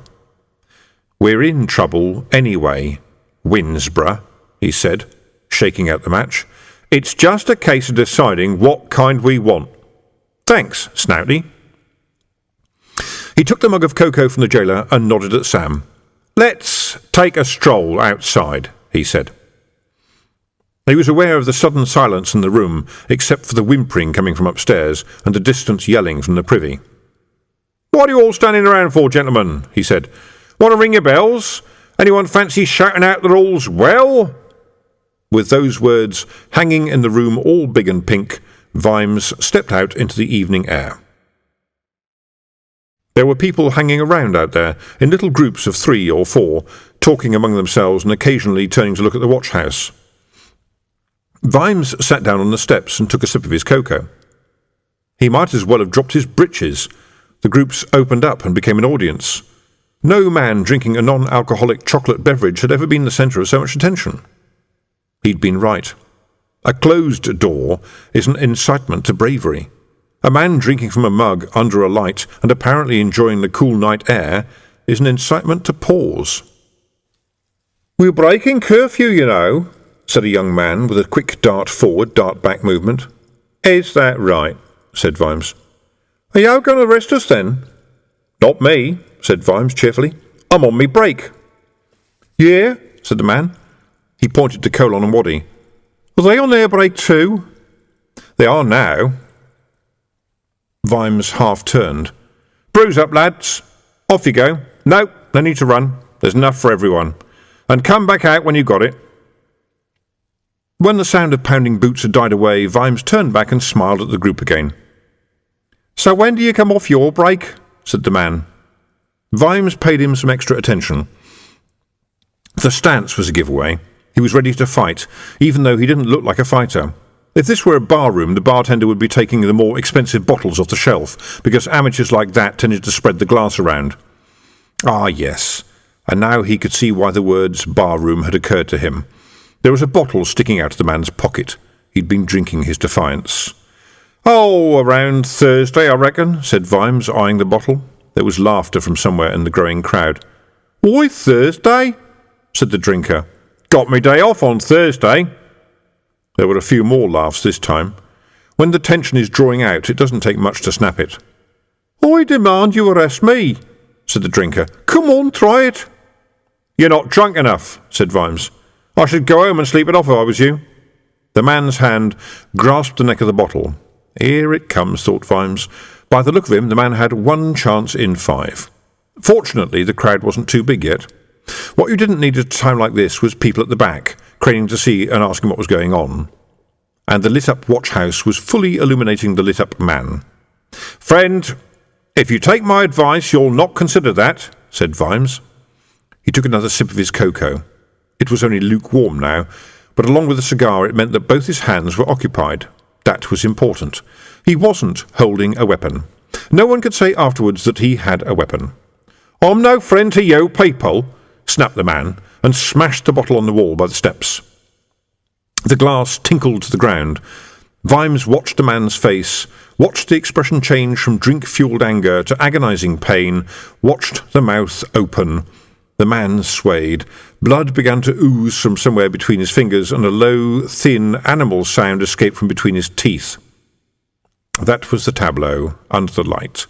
Vimes sitting down with his hands full, the bleeding man several feet away. No fight, no one had touched anyone. He knew the way rumour worked, and he wanted this picture to fix itself in people's minds. There was even ash still on the cigar. He stayed very still for a few seconds, and then stood up, all concern. Come on, won't you help me, will you? He said, tugging off his breastplate and the chainmail shirt underneath it. He grabbed his shirt sleeve and tore off a long strip. A couple of men, jerked into action by the voice of command, steadied the man who was dripping blood. One of them reached for the hand. Leave it, Vimes commanded, tightening the strip of sleeve around the man's unresisting wrist. He's got a handful of broken glass. Lay him down as gently as you can before he falls over, but don't touch nothing until I've got this tourniquet on. Sam, go into the stable and pinch Marilyn's blanket for the boy. Anyone here know Dr. Lorne? Speak up." Someone among the awed bystanders volunteered that they did, and was sent running for him. Vimes was aware of the circle watching him. A lot of the watchmen were peering around the doorway now. "Saw this happen once," he said aloud, and added mentally, in 10 years' time. "It was in a bar fight. Man grabbed a bottle, didn't know how to smash it. Ended up with a handful of shards, and the other guy reached down and squeezed."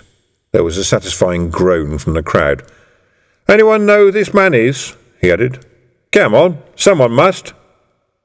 A voice in the crowd volunteered that the man could well be Joss Gappy, an apprentice shoemaker from New Cobblers. "Let's hope we can save his hand then," said Vimes. "I need a new pair of boots." It wasn't funny at all, but it got another of those laughs, the ones people laugh out of sheer frightened nervousness. Then the crowd parted as Lorne came through. "Ah," he said, kneeling down by Gappy. "You know, I don't know why I own a bed. Trainee bottle fighter." "Yeah." "Looks like you've done the right things, but I need light and a table," said Lorne. "Can your men take him into the watch-house?" Vimes had hoped it wouldn't come to that. Oh well, you had to make the best of it. He pointed randomly at figures in the crowd. "You and you, and you and you, and you too, lady," he said. "You can help Fred and Waddy take this young man inside, OK? And you're to stop with him, and we'll leave the doors open, right? All you lot out here will know what's going on. We've got no secrets here. Everyone understand?" "Yeah, but you're a copper," a voice began. Vimes darted forward and hauled a frightened young man out of the crowd by his shirt. "Yeah, I am," he said. "And see that lad over there? He's a copper too. His name's Sam Vimes. He lives in Cockbill Street with his mum.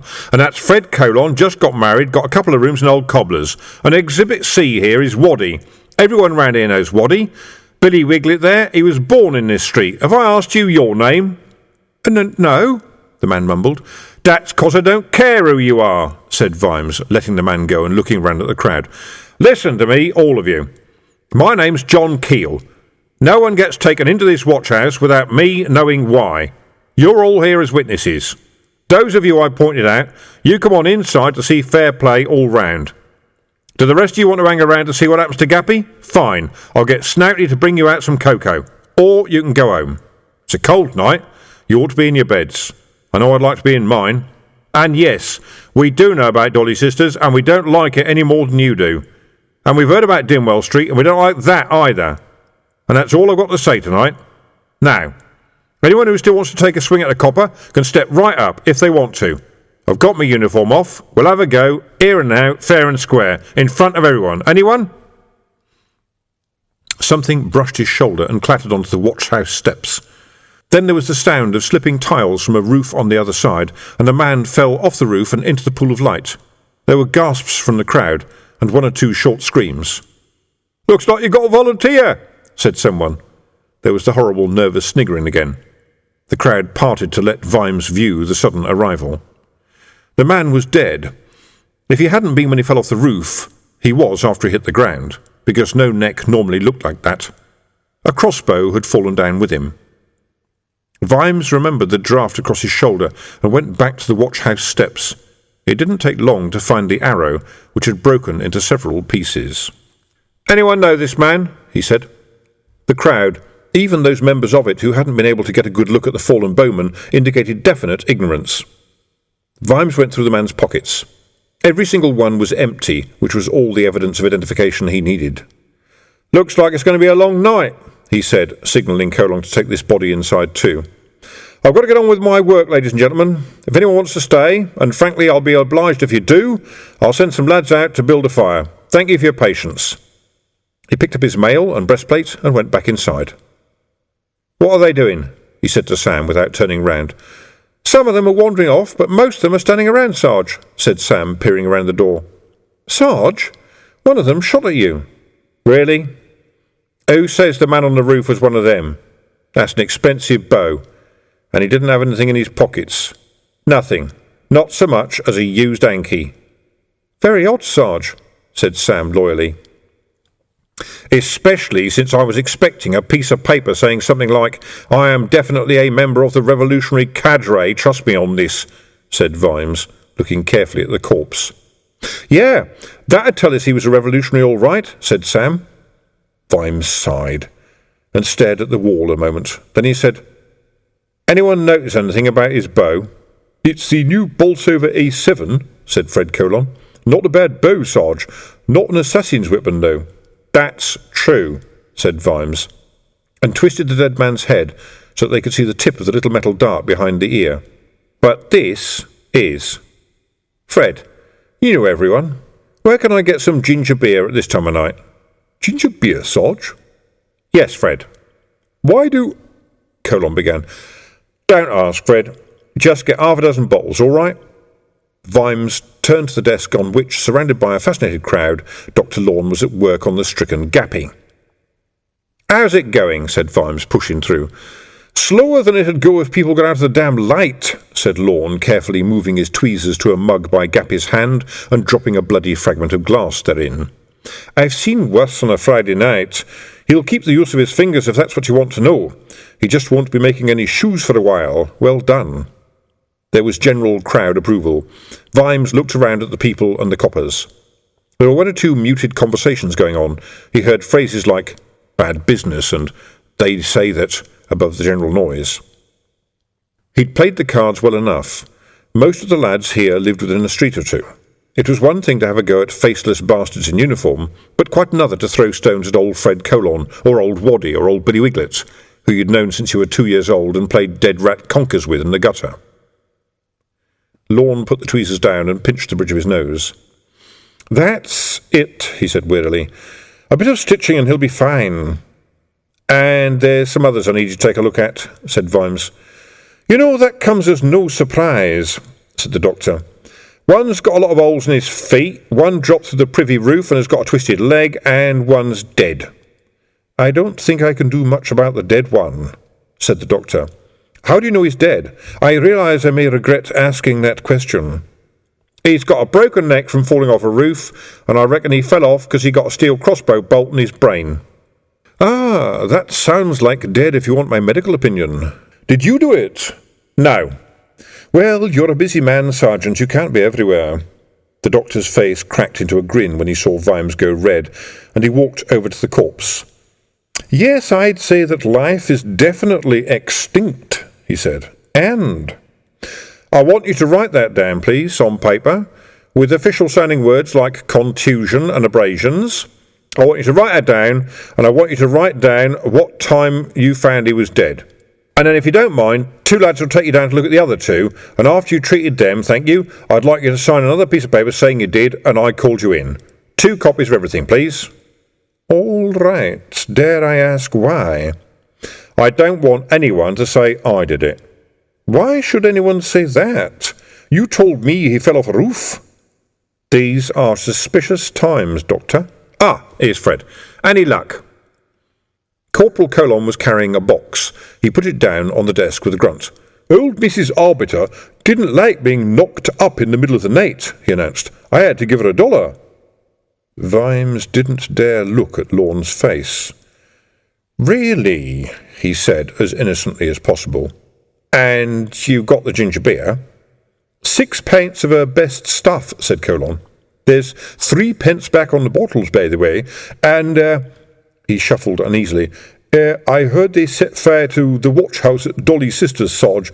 It's very bad up at Knapp Hill too, and the Chitlin Street house got all its windows broke. And up at the Least Gate house, some of the lads went out to stop kids throwing stones, and one of them drew his sword, Sarge.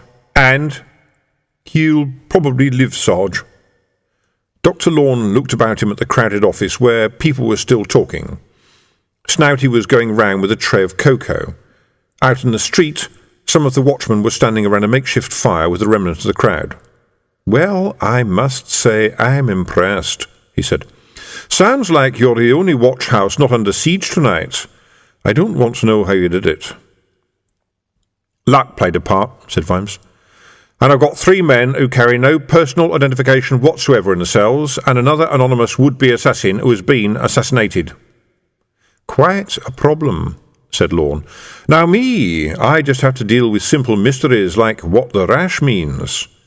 I intend to solve mine quite quickly. said Vimes. The assassin moved quietly from roof to roof until he was well away from the excitement around the watch-house. His movements could be called cat-like, except that he did not stop to spray urine up against things.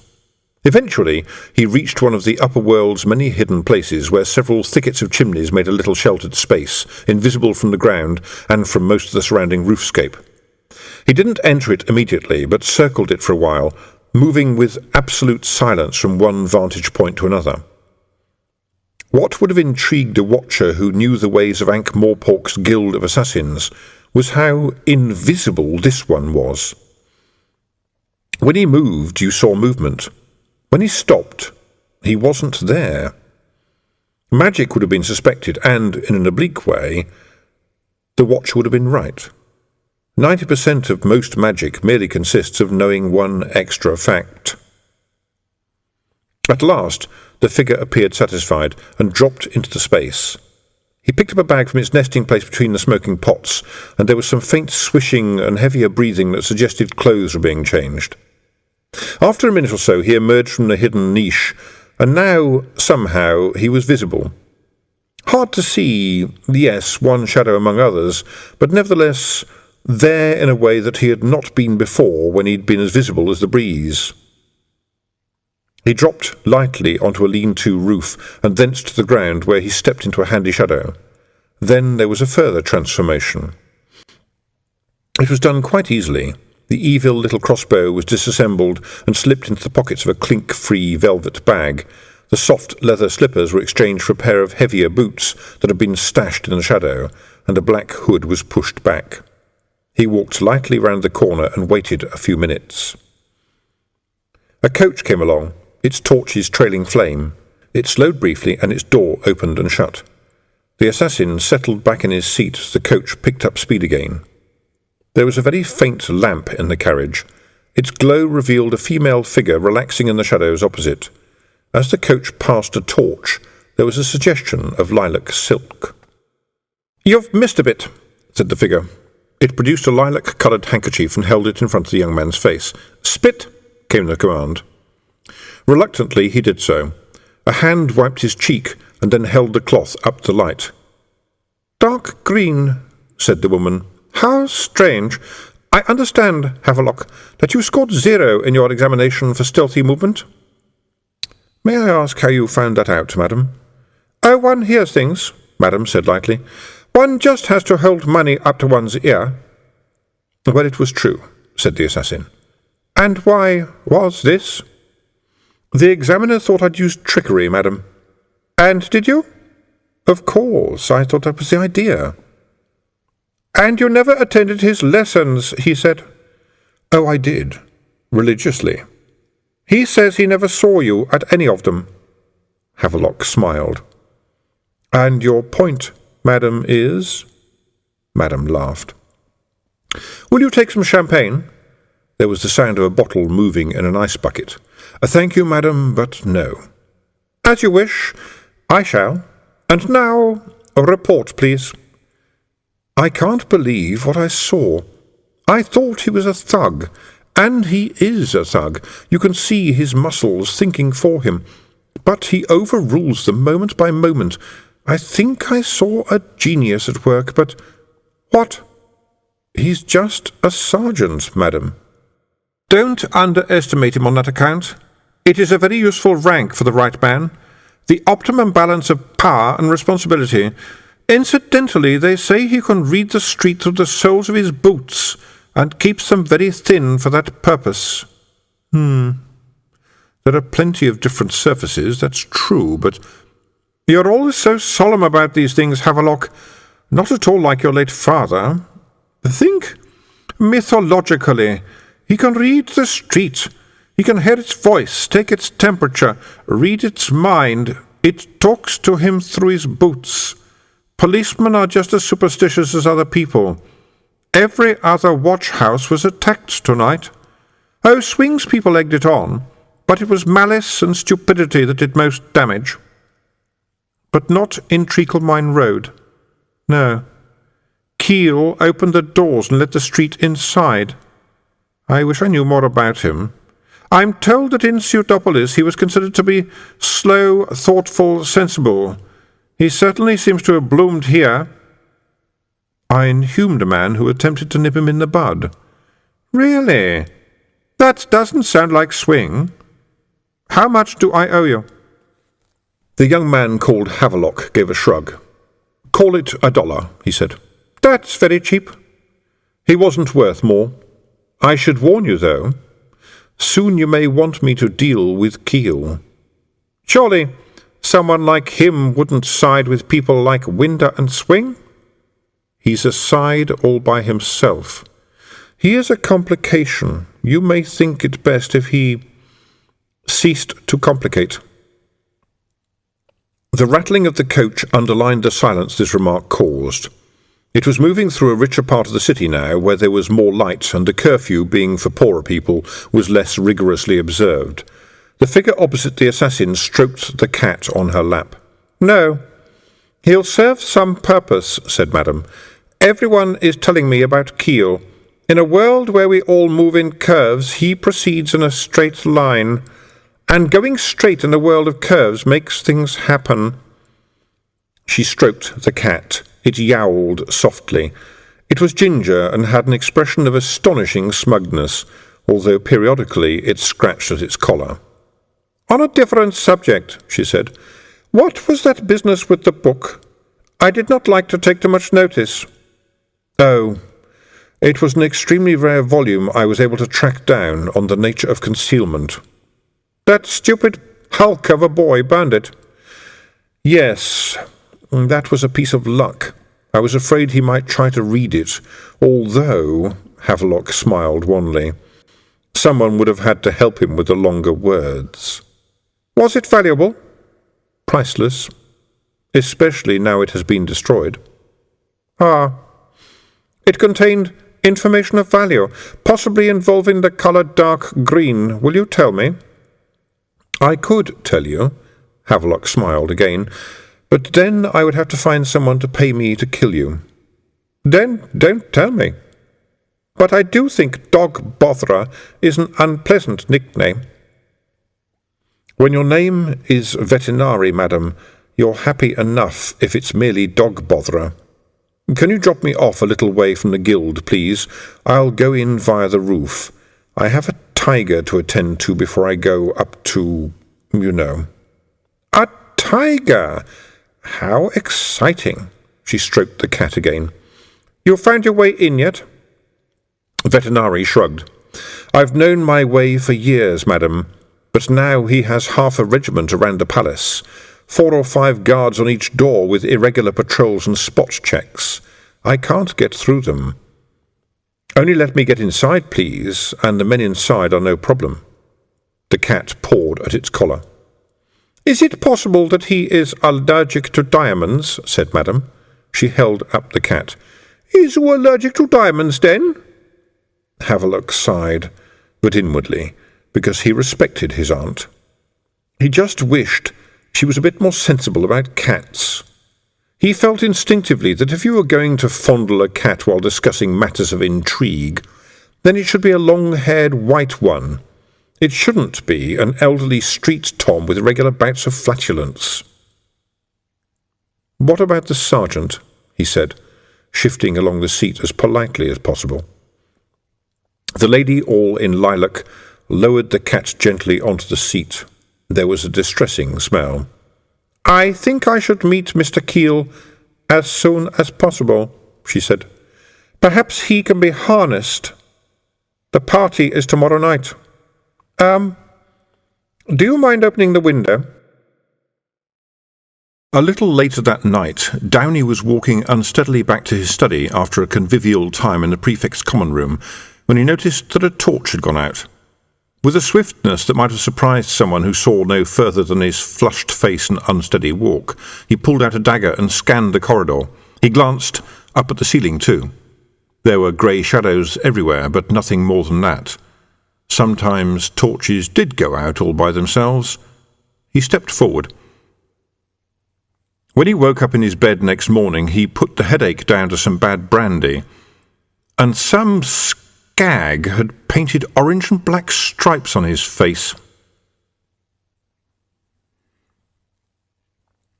It started to rain again. Vimes liked the rain. Street crime went down when it rained. People stayed indoors.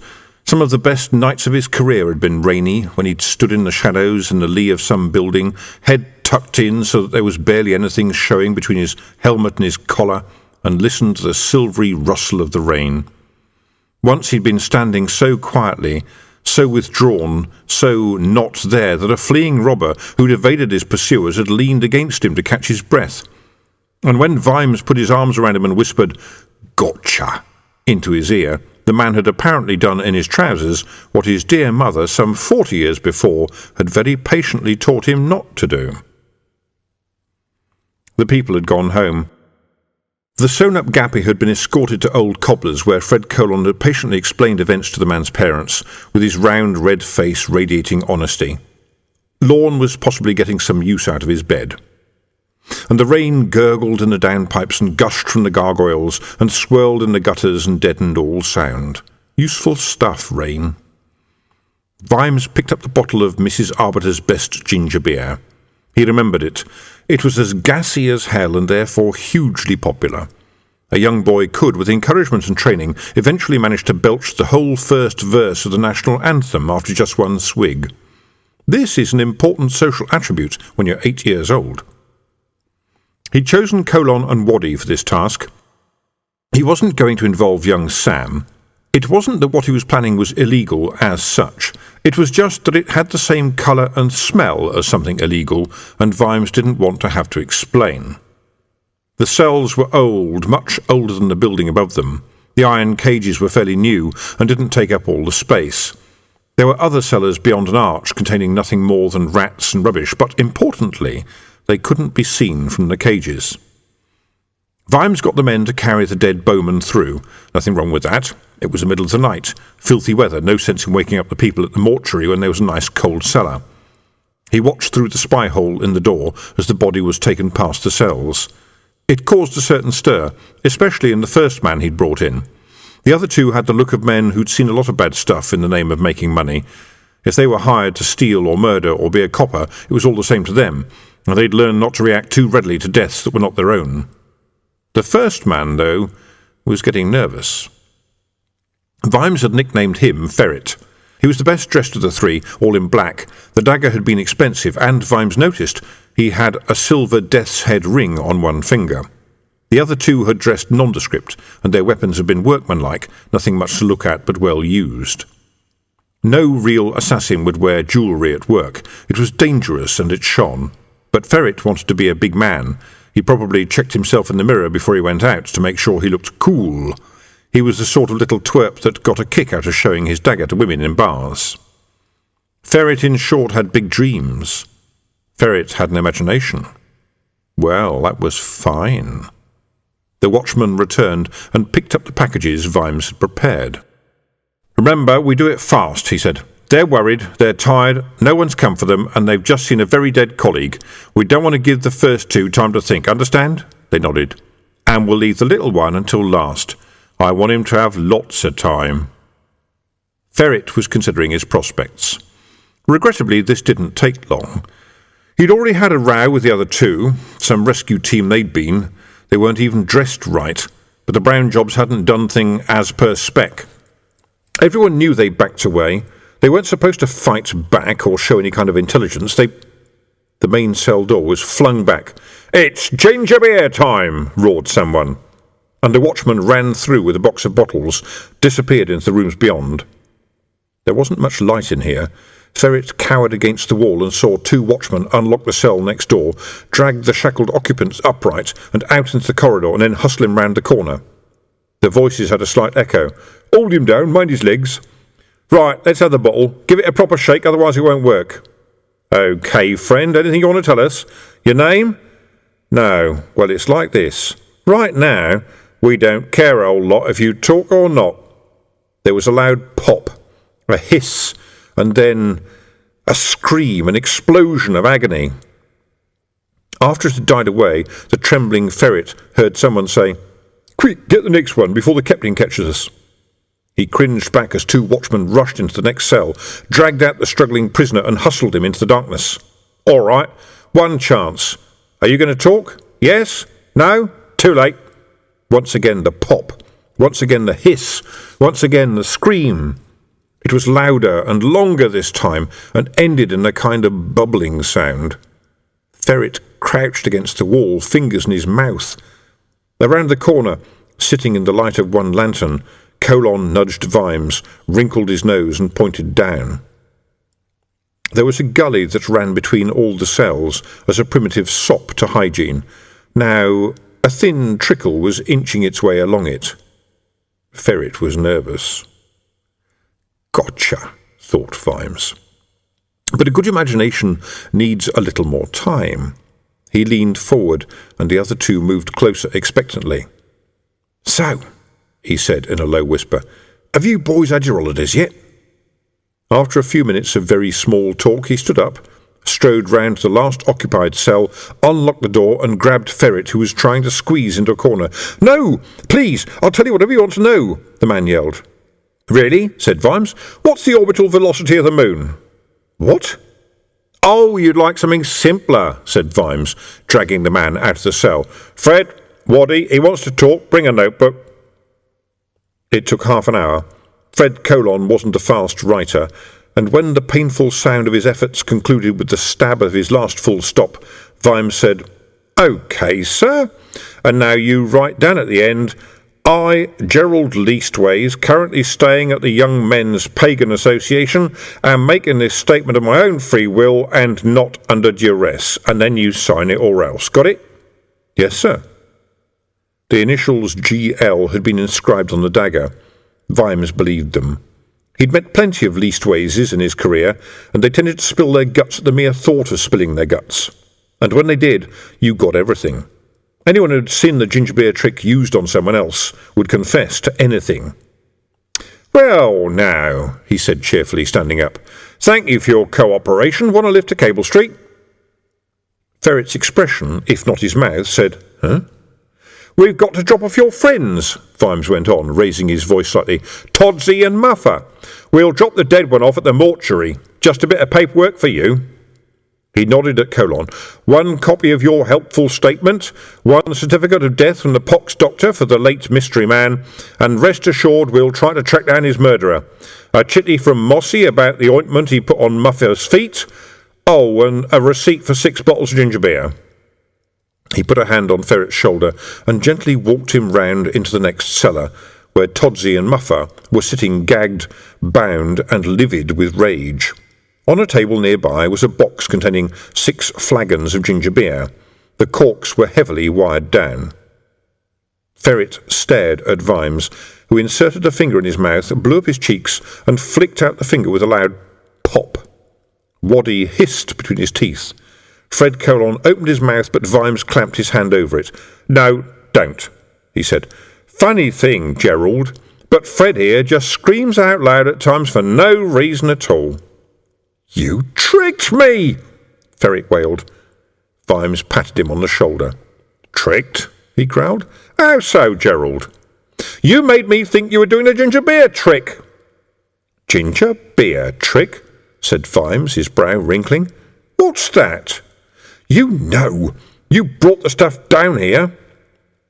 "We don't drink alcohol on duty, Gerald," said Vimes severely.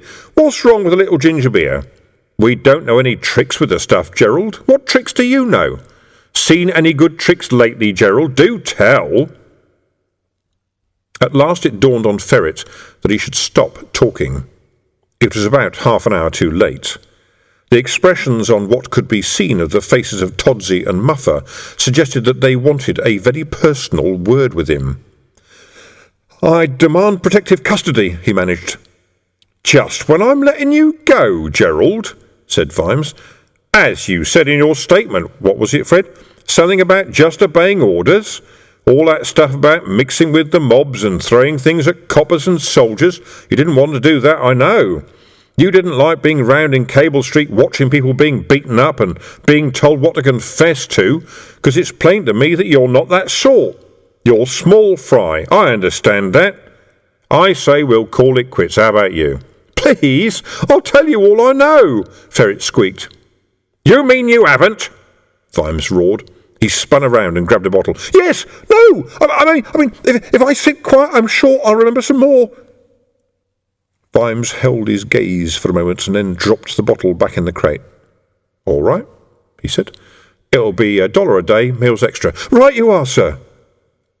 Vimes watched Ferret scuttle back into his cell and shut the door behind him. Then he turned to Fred and Waddy. Go and wake up Marilyn, he said. Let's deliver the other 3. The rain was falling steadily, and a thin mist filled Cable Street. The wagon came out of nowhere. Fred had urged Marilyn into something approaching a canter down the street, and when the horse came round the corner she was trying to keep ahead of the heavy rumbling cart behind. As the hurry-up wagon passed the station, the rear door was flung open, and 2 bodies were tumbled out onto the wet cobbles. The guards rushed forward. 1 or 2 of them fired after the retreating cart, but the arrows clattered harmlessly off the black iron strips. The other men approached the tied-up bodies with some care. There were groans, punctuated by swear words, and, pinned to one man, some paperwork. They read the note. They did not laugh. Vimes unharnessed the old horse, rubbed her down, and checked on her feed. Perhaps it was his imagination, but the feed bin seemed fuller than 2 days ago. Guilty consciences were at work, maybe. Then he walked out into the cool night air. The lights were on in the watch house. It was a beacon, now that the street lamps had been doused. Beyond the walls of the yard, the real night had closed in, the old night with its tendrils of fog and crawling shadows. He relaxed and wore it like an overcoat. A shadow near the gate was deeper than it ought to be. He felt for his cigar case again, cursed, and pulled a cigar out of his shirt sleeve. He cupped his hands when he lit it, but kept his eyes tightly shut to hold the night vision. Then he looked up and blew a smoke ring. Yes, everyone thought black didn't show up at night. They were wrong. He walked over to shut the gate and then pulled out his sword in one fluid movement. Sadie raised her head, revealing a pale oval of a face in the depths of her bonnet. "Good morning, kind sir," she said. "Good morning, Sadie," said Vimes wearily. "To what do I owe this pleasure?" "Madam wants to see you, kind sir." "If you mean Rosie, I've been a bit busy." Dots's handbag hit him on the back of the head. "Madam doesn't like waiting, dearie," were the last words he heard before night closed in all the way. The aunts were experts. Probably not even Mossy Lawn could turn someone off with such precision. Vimes drifted awake. He was in an armchair. It was extremely comfortable, and someone was shaking him. It was Sandra, the real seamstress. She stared at him and said, "He looks okay." Then she stepped back, sat down in another chair, and aimed a crossbow at him. "You know," said Vimes. It really was a comfortable chair and reminded him of the softness that had gone from his life in the past few days. It hadn't all been bad. "If someone wants to talk to me, they only have to bloody well ask." "Sadie said you'd only be out for 10 minutes, but then you started to snore, so we thought we'd let you sleep for a while," said Rosie Palm, stepping into view. She was wearing a red off-the-shoulder evening dress, an impressively large wig, and quite a lot of jewellery. "Yeah, it costs a lot of money to look as cheap as this, Sergeant," she said, catching his expression. "I can't stop. I must go and talk to people. Now, if you—" "Snapcase has promised you ladies that you'll be allowed to form a guild, right?" said Vimes. It was another cheating move, but he was fed up with waking up in odd places. "Yes, I thought so. And you believe him? It's not going to happen. When he's the patrician, he'll look right through you." "He'll end up looking through everything," he added to himself. Mad Lord Snapcase. Just another window, but with fancier waistcoats and more chins. Same cronyism, same piggy ways, same stupid arrogance. One more leech in a line of leeches that'd make veterinary seem like a breath of clean air. Veterinary, yes. He'd be around here somewhere too, no doubt, learning that little expression he had which never ever gave you a clue what he was thinking. But he'll be the one to give you the guild you want so much. Don't expect anything from Snapcase, he said aloud. Remember, there were people who thought Winder was the future too. He derived some minor pleasure from seeing the look on Rosie Palm's face. At last she said, Give him a drink, Sandra. If he moves, shoot an eye out. I'll let Madam know. Do you expect me to believe that she'll fire that? Said Vimes. Sandra has a very useful streak of belligerence, said Rosie. A gentleman was being impolite yesterday, and she came running in, and you'll be surprised at what she did with her mushroom. Vimes eyed the crossbow. The girl had a very steady hand. I don't think I quite he began. It's a wooden thing to make it easier to darn socks, said Sandra. I hit him behind the ear with it.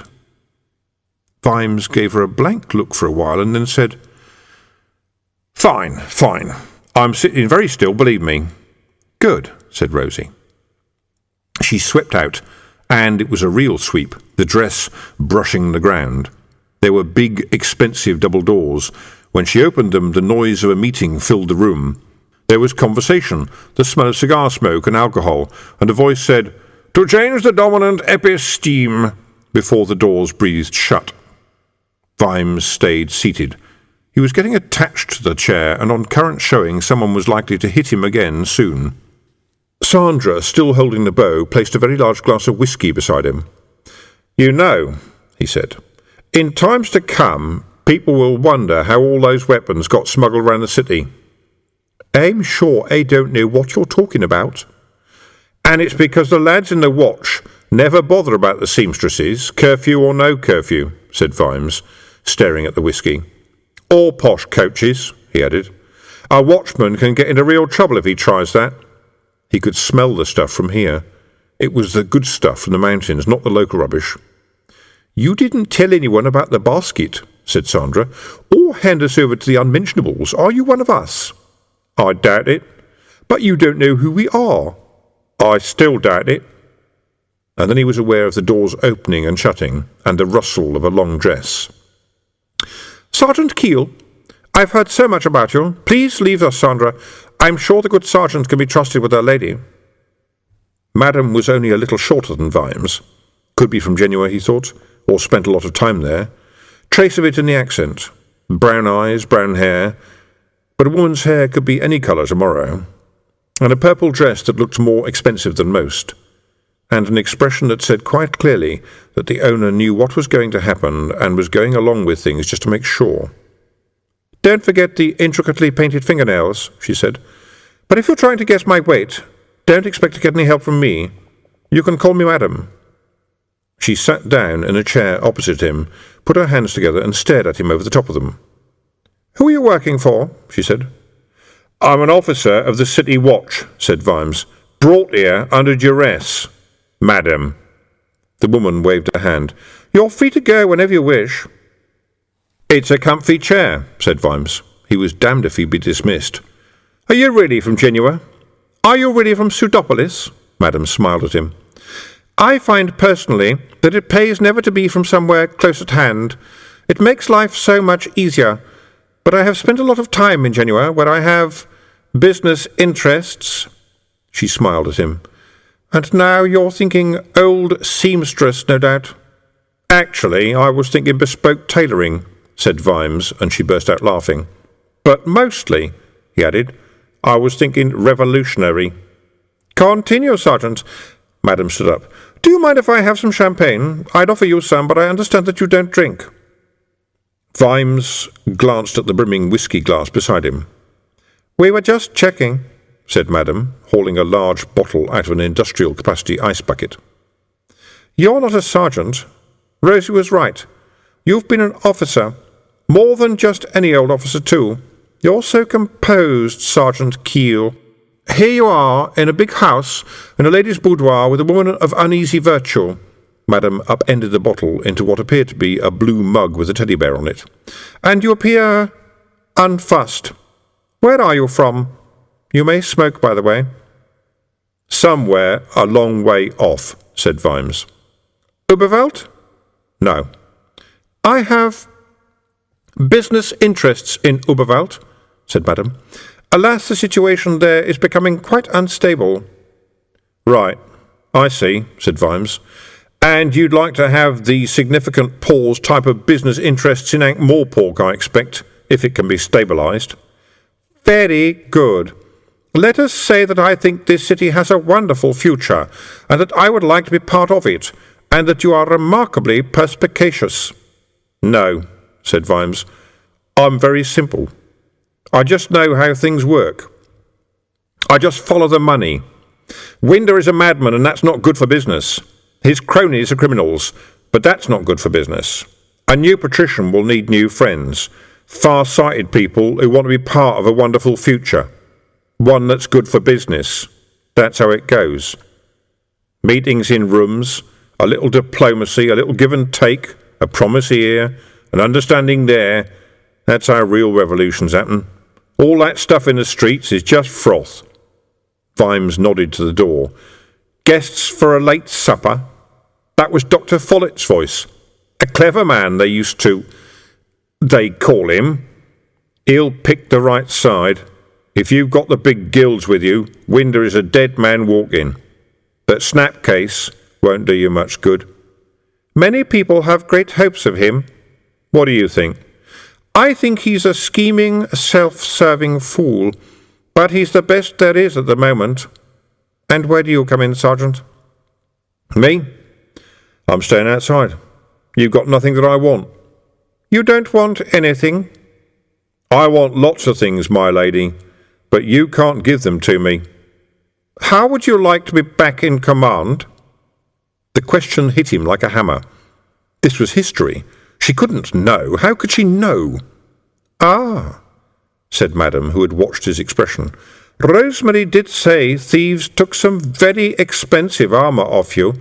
Fit for a general, I hear. She glanced at Vimes as she opened another bottle. Properly, too, Vimes noticed, through the shock. None of that amateur business with rocketing corks and wasted bubbles. Wouldn't that be strange if it was true, Madam mused. A street-fighting man with the manner of a commander and the breastplate of a leader. Vimes stared straight ahead. And who needs to know how he got here? Said Madam to the air in general. We could take the view that here at last is a man who could truly take command of the city watch. The first thought that fizzed in Vimes's head like champagne was, bloody hell, I could do it. Chuck swing out on his arse, promote some decent sergeants. The second thought was, in this city, under Snapcase, now, we'd be just another gang. The third thought was, this is insane, it can't happen, it never did happen, you want to go home to Sybil. Thoughts 1 and 2 shuffled out of the way, feeling ashamed of themselves and mumbling, yeah, right, Sybil, yeah, obviously, yeah, right, sorry, until they faded into silence. I've always had a talent for seeing promise, said Madam, while he still stared at nothing. The fourth thought rose in the darkness like some ugly creature from the abyss. You didn't think about Sybil until thought 3, it whispered. He blinked. You know the city needs, Madam began. I want to go home, said Vimes. I'm going to finish the job that's in front of me, and then I'm going home. That's what I'm going to do. There are those that would say that if you are not for us, you're against us, said Madam. For you? For what? For anything? No. But I'm not for Winder either. I'm not supposed to be for people, and I don't take bribes, not even if Sandra threatens me with a toadstool. I believe it was a mushroom. Oh dear. The lady gave him a smile. You are incorruptible. Oh dear, here we go again, thought Vimes. Why did I wait until I was married to become strangely attractive to powerful women? Why didn't it happen to me when I was 16? I could have done with it then. He tried to glare, but that probably only made it worse. I've met a few incorruptible men, said Madame Meserole. They tend to die horrible deaths. The world balances out, you see. A corrupt man in a good world, or a good man in a corrupt one. The equation comes out the same way. The world does not deal well with those who don't pick a side. I like the middle, said Vimes. That gives you 2 enemies. I'm amazed that you can afford so many on a sergeant's pay. Please think of what you could be giving up. I am, and I'm not going to help people to die just to replace one fool with another. Then there is your door behind you, Sergeant. I am very sorry we could not do business, said Vimes. I was going to say, reach a mutually beneficial agreement. We are not very far from your watch house. I wish you luck. She nodded towards the door. Such a shame, she said, and sighed. Vimes stepped out into the rainy night and shifted his weight from foot to foot, and then took a few experimental steps. Corner of easy and treacle mine, a mix of flat-top cobbles and old bricks. Yeah. He went home. Madame stared at the closed door for a while and then turned as the candles flickered slightly. You really are very good, she said. How long have you been here? Havelock Vetinari stepped out of the shadow in the corner. He wasn't wearing official assassin's black, but loose clothes that were no real colour at all, just nondescript shades of grey. I've been here quite long enough, he said, sprawling into the chair that Vimes had vacated. Not even the aunts noticed you? People look, but don't see. The trick is to help them see nothing. But I think Vimes would have seen me if I hadn't been over here. He stares into shadows. Interesting. He is a very angry man, said Madame. You just made him angrier. I believe you'll get your diversion, said Madame. Yes, I believe so too. Madame leaned over and patted him on the knee. There, she said, your auntie thinks of everything. She stood up. I'd better go and entertain my guests. I am a very entertaining person. By tomorrow night, Lord Winder will not have many friends. She drained her mug of champagne. Dr. Follett is such a charming man, don't you think? Is that his own hair, do you know? I have not sought the opportunity to find out, said Havelock. Is he trying to get you drunk? Yes, said Madame. You have to admire him. They say he can play a mean lute, said Havelock. Fascinating, said Madame. She set her face into a genuine smile of pleasure and opened the big double doors at the other end of the room. Ah, Doctor, she said, stepping into the haze of smoke. A little more champagne? Vimes slept in a corner, standing up. It was an old trick shared by night watchmen and horses. It wasn't exactly sleep. You'd die if you tried to keep it up for more than a few nights, but it took some of the tiredness away. A few of the other men had already mastered the trick. Others made use of tables or benches. No one seemed inclined to go home, even when a sort of dawn suffused the rain and Snouty came in with a cauldron of fearsome porridge. Vimes opened his eyes. Mug of tea, Sarge, said Snouty, stewed for an hour and 2 sugars. You're a lifesaver, Snouty, said Vimes, clasping it like the elixir of life. And there's some kid outside who says he's got to speak to you. Especially, Snouty went on. Shall I give him a clip alongside the head? What does he smell like? Said Vimes, sipping the scalding, corrosive tea. Bottom of a baboon's cage, Sarge. Ah, knobby knobs. I'll go out and see him. Bring him a big bowl of porridge, will you? Snouty looked uncomfortable about this. If you'll take my advice, Sarge, it don't pay to encourage kids like. See these stripes, Snouty? Well done. A big bowl. Vimes took his tea out into the damp yard, where Nobby was lurking against a wall. There were hints that it was going to be a sunny day. That should bring things on after the overnight rain. The lilacs, for example. What's happening, Nobby? Nobby waited a moment to see if a coin was forthcoming. Pretty bad everywhere, Sarge, he said, giving up for now but remaining hopeful. A constable got killed in Lobbyd Clout, hit by a stone, people say. Someone got their ear cut off because of the fighting in Knapp Hill. Cavalry charge, Sarge. Running fights everywhere. All the watchhouses got hit bad. Vimes listened gloomily to the list. It was the usual bloody business. Angry, frightened people on both sides, all crushed up together. It could only get worse. Knapp Hill and Dolly Sisters sounded like war zones already. See the little angels rise up high. Anything happening in Cable Street, he said. Just a few people, said Nobby. A bit of shouting and running away, that sort of thing. Right, said Vimes. Even a mob wasn't that stupid. It was still only the kids and the hotheads and the drunks now. It'd get worse. You'd have to be really mad to attack the unmentionables. There's bad stuff happening everywhere, said Nobby. Except here, of course. We're well out of it. No, thought Vimes. It'll pivot on us in the end. Snouty emerged from the watch-house's rear door, carrying a big bowl of porridge with a spoon stuck in it. Vimes nodded towards Nobby, and the bowl was handed over with extreme reluctance. Sarge, said Snouty, keeping his eye on the spoon as the boy ate, or more correctly, gobbled the stuff. Yes, Snouty? Have we got any orders? I don't know. Is the captain here? That's it, Sarge, said Snouty. A runner came last night with an envelope for the captain, and I took it up, and there was the captain waiting, so I thought, this is funny, ha, and I thought, but he's not normally in this early. Faster, please, Snouty, said Vimes as the man started to watch the oscillating spoon again. Well, when I took him up with cocoa later on, he was just sitting there, staring right at nothing, and he said, thank you, Snouty, when I give him the cocoa. No, I'm always very polite in that respect, but when I went up just now, he was gone. He's an old man, Snouty. You can't expect him to be here all... So's his old Sarge. He never took it home before. And Vimes saw that Snouty's eyes were more red-rimmed than usual. He sighed. Any sign of the envelope?